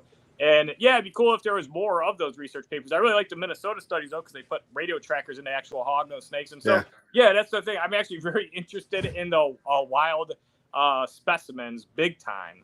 Well, and Zach was talking about whenever they were out researching these, I want to say it was Minnesota that they were doing this, researching some hogs. And he talked about watching 2 different hognose come to the same, I think it was a type of milk snake, basically a nest. They found a nest, and over 2 nights, 2 different hognose came and gorged on the eggs. And they, and I was like, I didn't really know that was a thing for them. And they eat a lot of eggs. Well, see, and then the next week I have 2 gray band slugs, and I'm thinking, and I'm walking right in there to the hognose, and whoop, took it right away. I mean, I was like, they really do dig them. So it's just, you're just getting to learn that. Yeah. Then, because in the Minnesota, that would probably be Minnesota. It sounds like that. But even in the Illinois studies, they're finding like this, very same thing. And even in the Platt study, which was like before its time, it was like in the 1960s. I think it was from 57 to like 62, right around there, or maybe up to 63. But that's the thing that they're mainly documenting, was actually eating reptile eggs. And in Illinois, they're predating the babies mostly on baby race runners, 6-line race runners, and then 6-line race runner eggs. And then the Minnesota study, this is one of the things where it's like wild research versus captive care kind of overlaps. They were finding what appeared to be regurgitated turtle egg shells right outside the hognose burrow entrances. And it was like found a few times. And they said they can kind of conclude, but they don't have definitive proof. But I'm like, well, sometimes my hognose eat their own eggs. And I was like, they regurgitate their egg shells. Because it's interesting, because you have like African egg-eating snakes, and they have the ability to crush the egg and then just to regurgitate the eggshell right then and there. and then just to, you know, process all the content of the egg. Hognose snakes, kind of funny because they'll eat eggs and then they'll regurgitate a lot of times eggshells later. Sometimes they'll digest them, but a lot of times since they're a little harder to digest, they just throw up the eggs, and the eggs are all collapsed, and they look just like the turtle eggshells they found. So I'm like, well, I can show you. Like, I had one actually just ate its eggs. They should actually still be in there. I got to pull them out because I was like, you know, I'm going to make a video of this. And they kind of like, sometimes they're like layered together, and they're all compressed, and they absorbed all the content. And you'd think they would just digest the eggshell, but I guess it's just easier for their body just to throw it up. Yeah, it sounds like something else I thought was really neat, that because something we mention often is kind of exploring UVB with snakes. Okay. Because, you know, forever it's always been, oh, they don't need it. But then, you know, there's kind of a difference between needing but benefiting from. And that was one of the things that he figured out noticed, documented when studying these hognose were, one, that whenever the clouds would roll in, when the cloud hit, they would stop finding hogs. They wouldn't find them anywhere. The moment that the clouds would break, hog, a student would yell somewhere, and then it's hog, hog, hog. They're finding them, and they are very diurnal. They want the sun out. But the cool thing I thought was everyone they found on the crawl, Zach popped with the UV gun, and they were registering right at 6%. Where it wasn't above, wasn't below. That was their sweet spot for UVB absorption when they were out. If it was, you know, more sun out, they weren't out. If it was cloudy, they weren't out. It was right then is when they would be out on the crawl and absorbing that UVB. So something else I thought was kind of neat and different that we really don't think about enough in the hobby is how UVB affects a lot of these snake species. We think about it for lizards, you know, all the time, but sure, you know, it's something, it's just, and to me, that's part of the beauty of the hobby is it's the consistent evolution of information, you know, where it's, I hate the whole battles we see online, you know, where you get the arguments over racks and cages, over, you know, UVB or no UVB, or, you know, all these different things that people want to divide. And I'm a believer where, yes, there's certainly ways to not do something, you know, ways that are wrong, but for every wrong way, there's 50 right ways or ways that it can be done. And so that's where now, like, I mean, with that UVB conversation, I think that's a rolling piece that is very interesting to me because it's all right. Where does that take some products and take some keeping methods 20 years from now, from where we're at and just in this infancy of exploring that with snakes? What does that look like in 20 years? And do they have to have it to survive? No, we've proven that. We've been keeping them that way forever. But then do we start seeing higher clutches, you know, larger clutches size? Do we start seeing better feeding babies? Do we start seeing longer, you know, lifespans and just little things that we don't know what the long-term benefits would be when we start seeing some of those changes implemented in the husbandry. Yeah. So, another neat piece.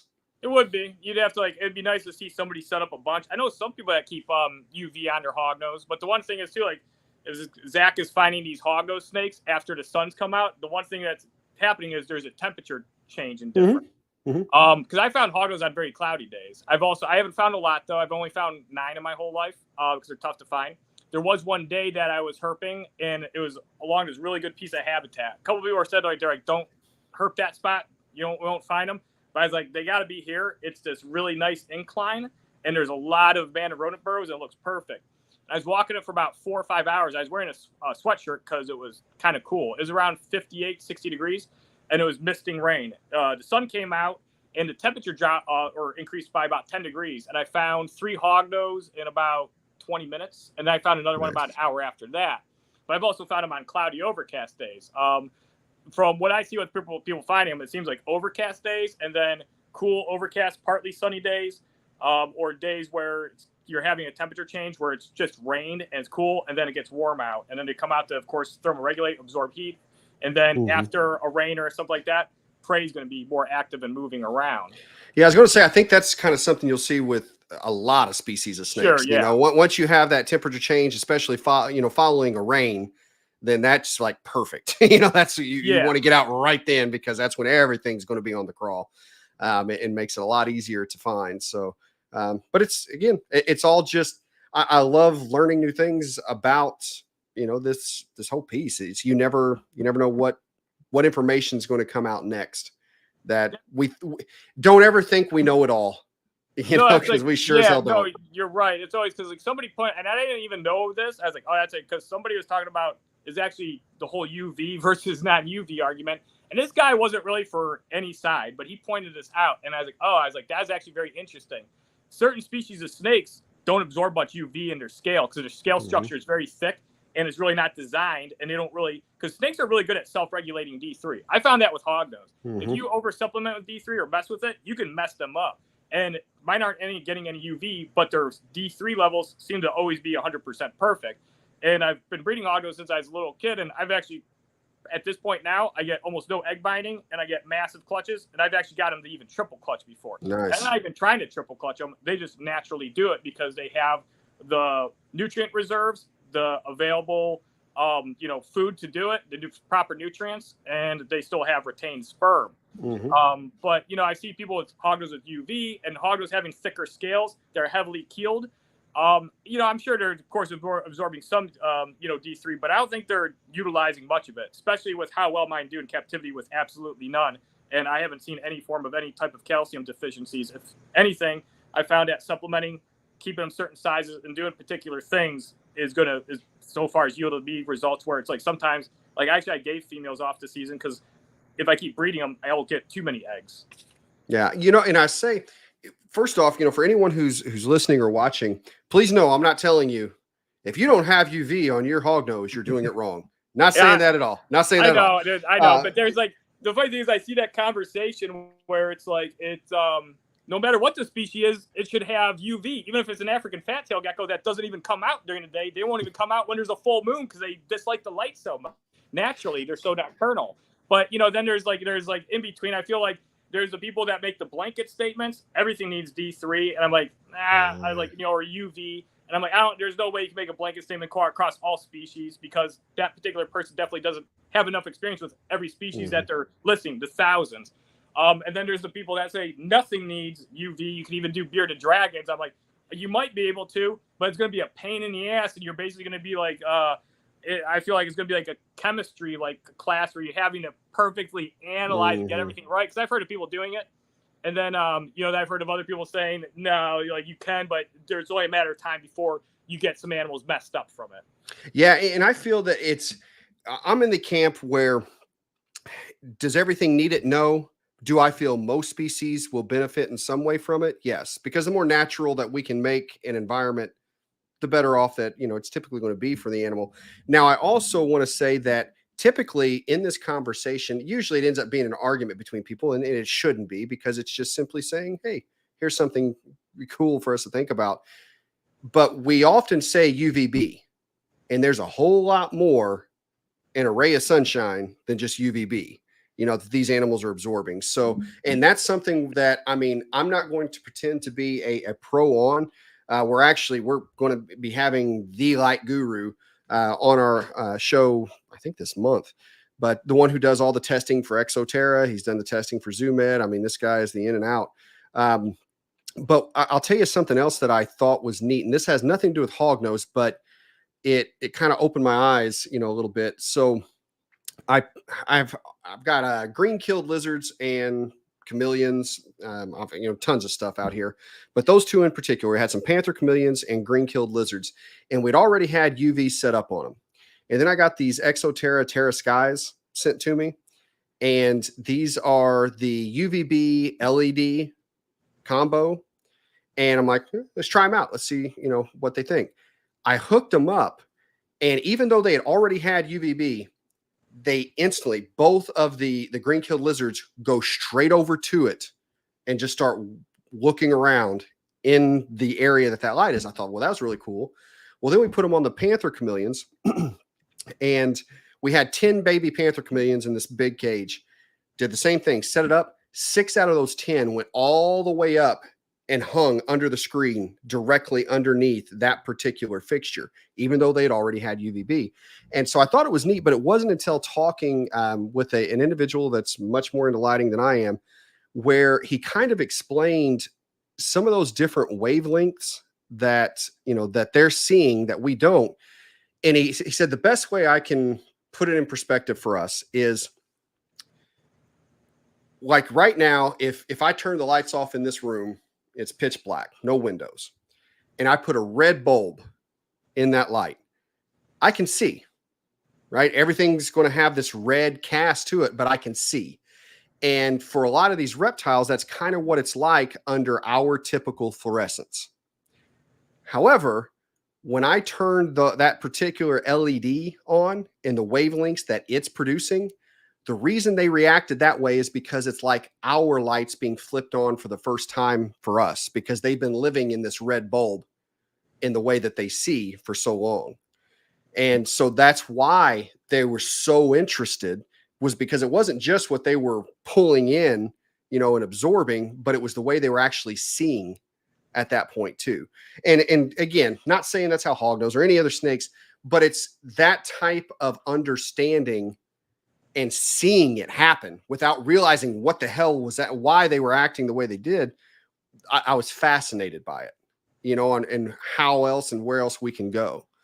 It wasn't Ryan McVeigh that I learned that from. It was actually Steve. Oh, I'd have to look at his last name. He's actually with Exoterra. And the individual we're going to have on is, I think it's last name's Griffith. I know that, out of the UK.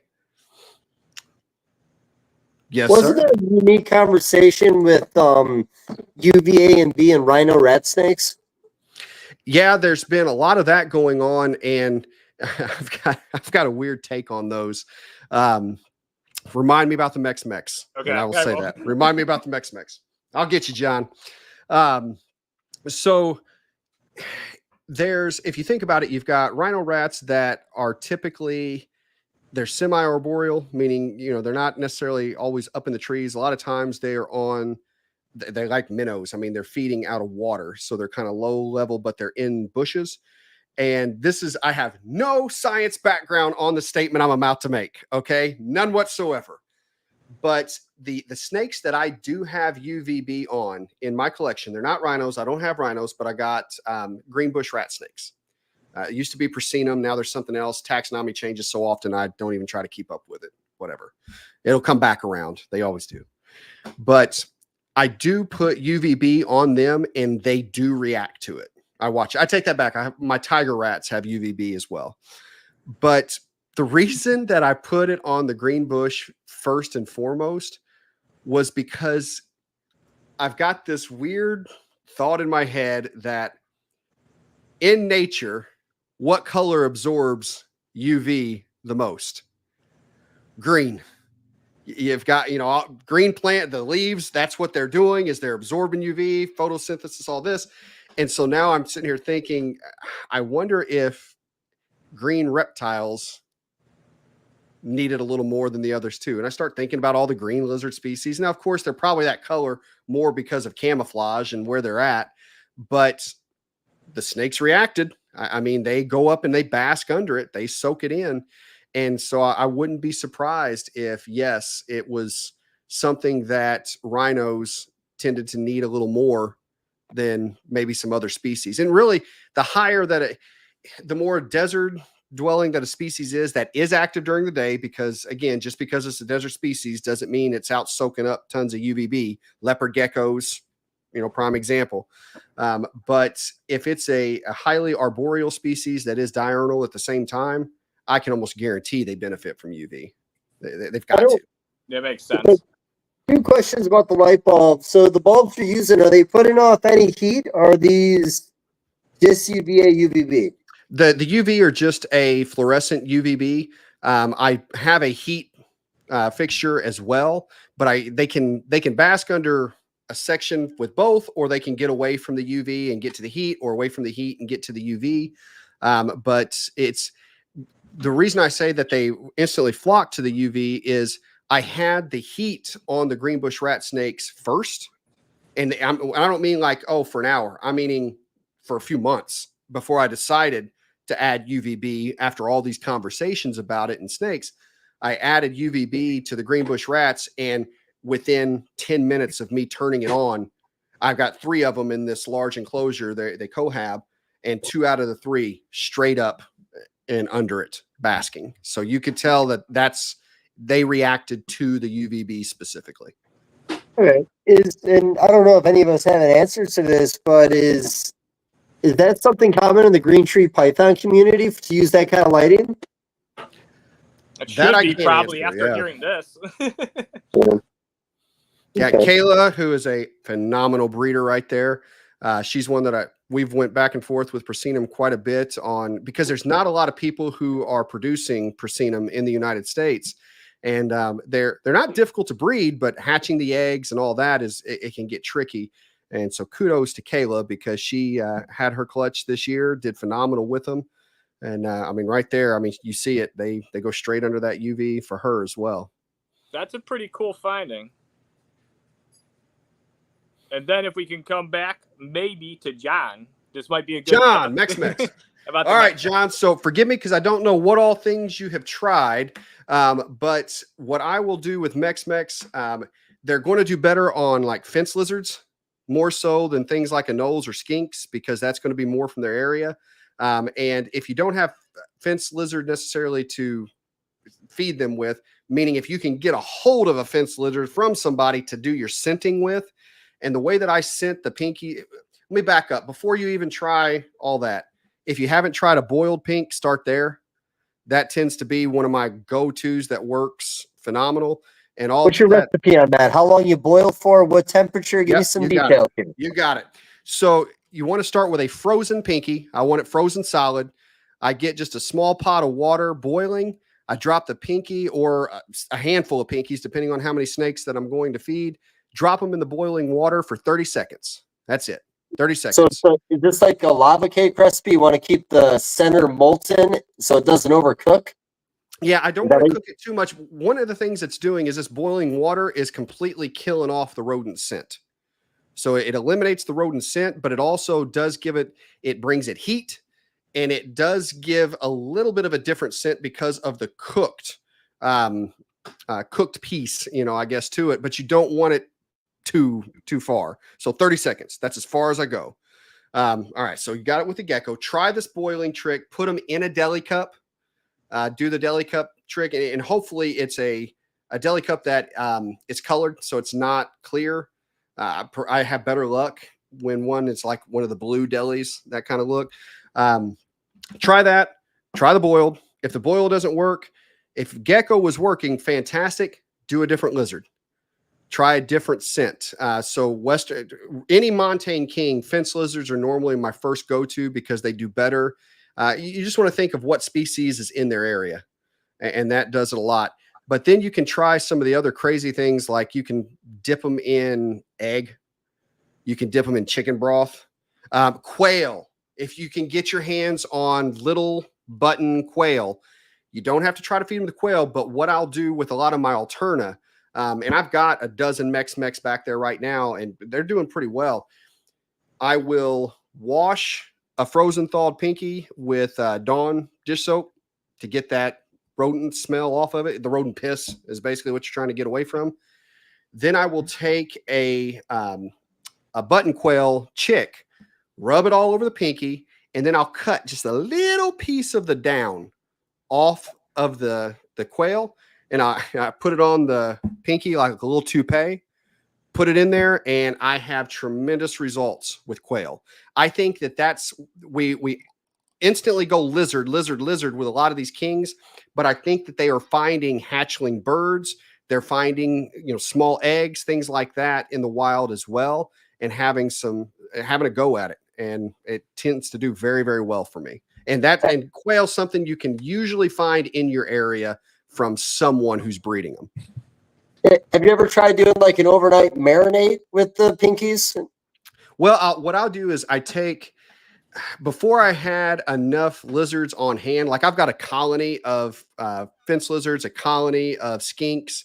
But like anoles and house geckos, I don't always keep. So what I've done is I've take dead house geckos or dead anoles, freeze them, make sure, long enough that any parasites in them are wiped out. Then I make a soup. I will put them in a blender, a little bit of distilled water, blend them up, take that, dump that into one of those little 1-2 ounce condiment cups, cap them, freeze them. And so whenever I want to do it, I just pop open that, let them thaw out, dip the pink, toss it in, and see what scent works.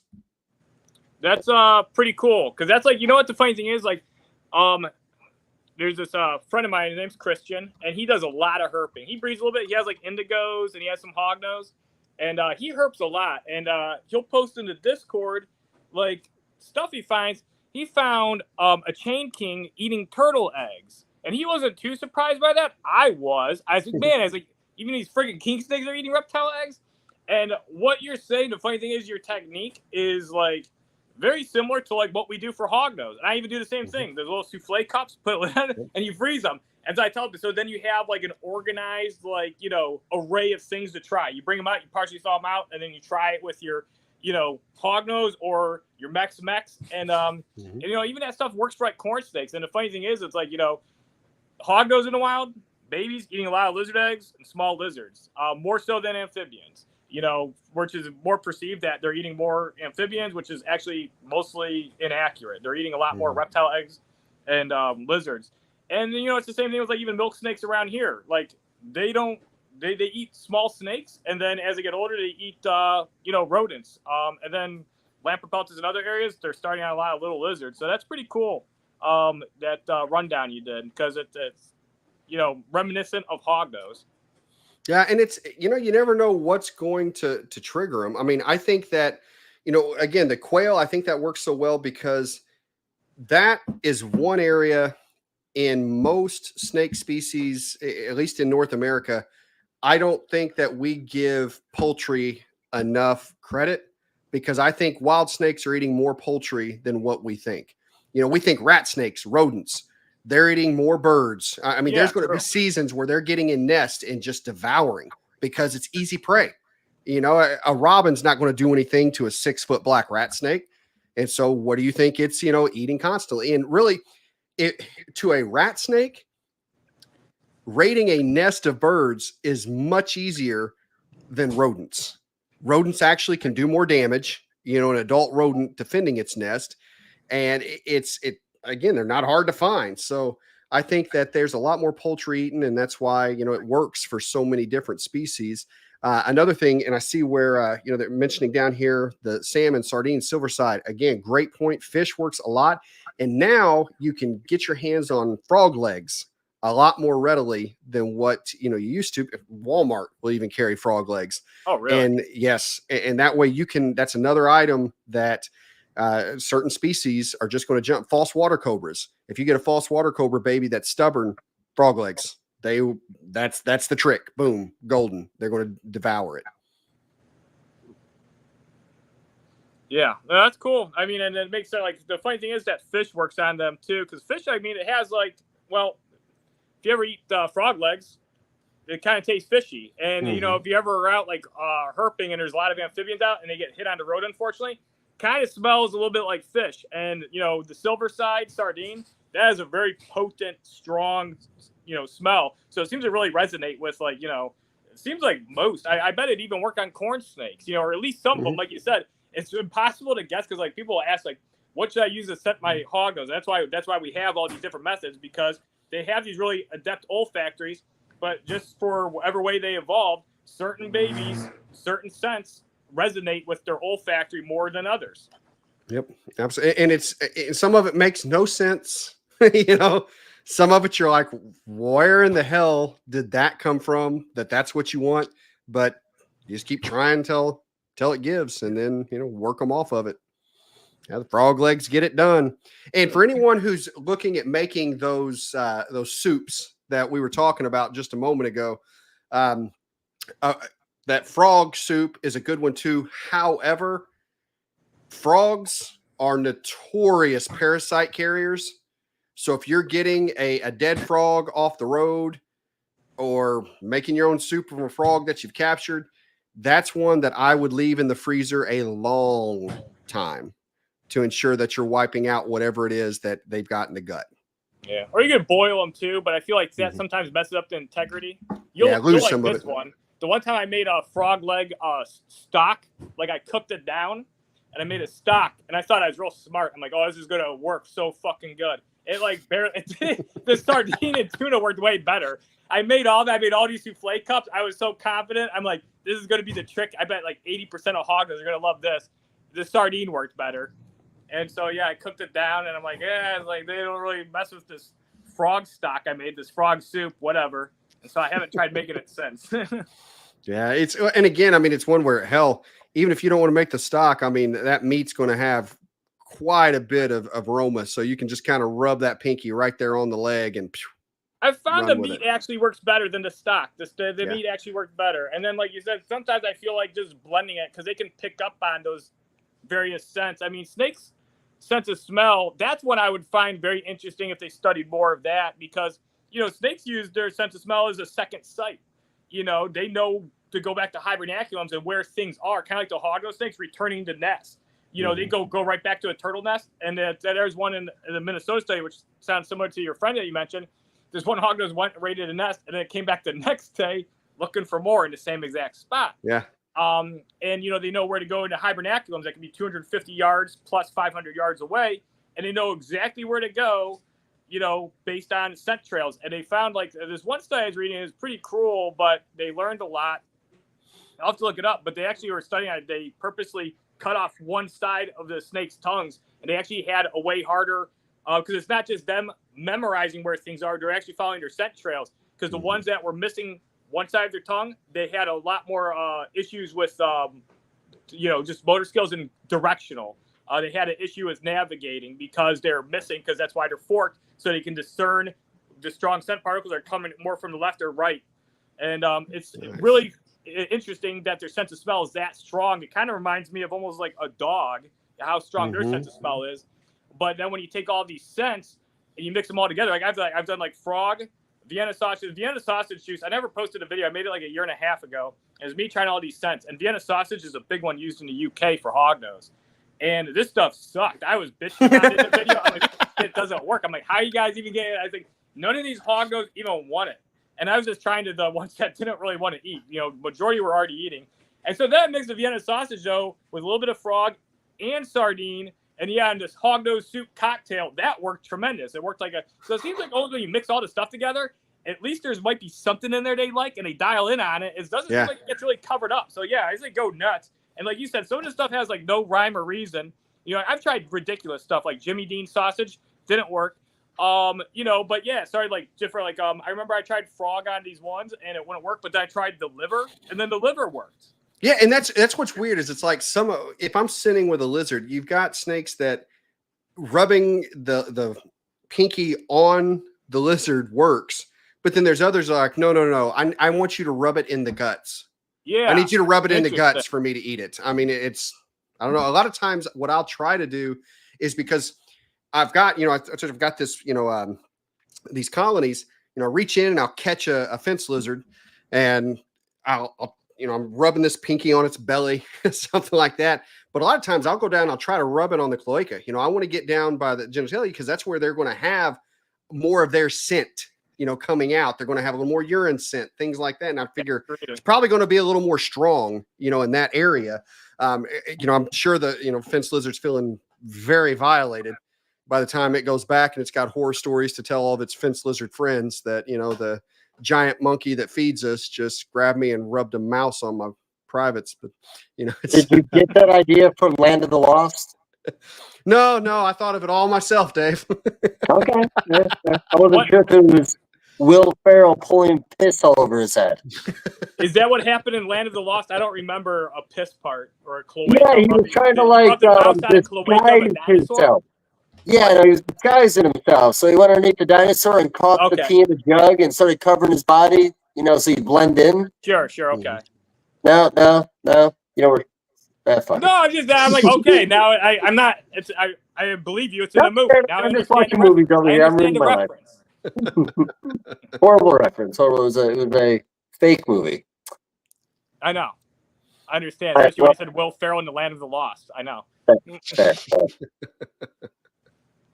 So, Junior, you're going to keep it at 2 o'clock block, or what do you want to do, bud? I mean, we talk quite a bit. If you want to pick up, Clint is full of information, and he could definitely. I mean, if we get him on another topic, we could go for quite a while longer.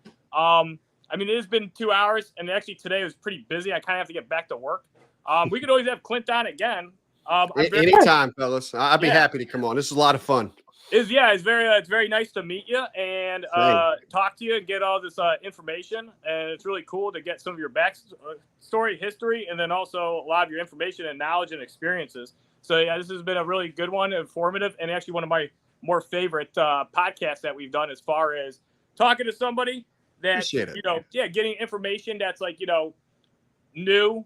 Different experiences and like sharing that, because like sometimes I'm just talking to other people that just keep hognose snakes and rack systems, and it's like I've been doing this since I got my first hognose when I was 9, and I've read all that. So sometimes I'm not like I feel like I'm not getting any new information. It's like all right, this has been really cool.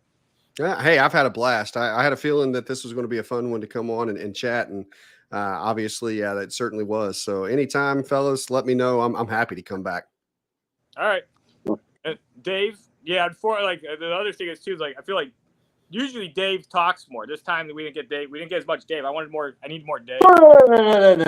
Here's the Although thing. with that audio, maybe we don't. It's about the guest. This is your show, buddy. I think that was perfect. All right. Okay. Yeah. All right. So that's Clint from Metazotic. Where can we find you, Clint? Like Instagram, Facebook? You can find me on Facebook. Clint Bartley is my personal page, or you can, of course, find us on the Metazotics Facebook page. It's Metazotics LLC on Instagram. Check us out on metazotics.com. You will see I think we've got 500 animals listed right now, as well as full line products, anything that you need. We ship all over the country. And if you're ever in Southern Indiana, come by, check out the shop. I promise you won't be disappointed. Yeah, and then look forward to Colubrids Fest next year.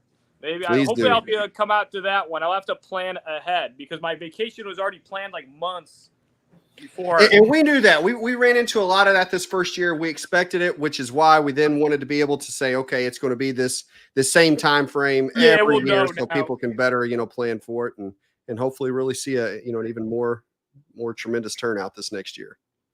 Cool. Well, keep in mind a nice setting where people don't have to travel far to hang out. If there's a convention center, hotel, kind of like a Timmy atmosphere, that'd be amazing. I literally sent 4 of them to Mickey an hour before we got on this show. Good, oh, nice. Good. All right. So take it off. Bye, everybody. Thanks for joining. Thank you again to Clint. Thanks, Dave, for helping out and hanging out, too. Talk to everybody later. Bye. Thanks for having me. Later.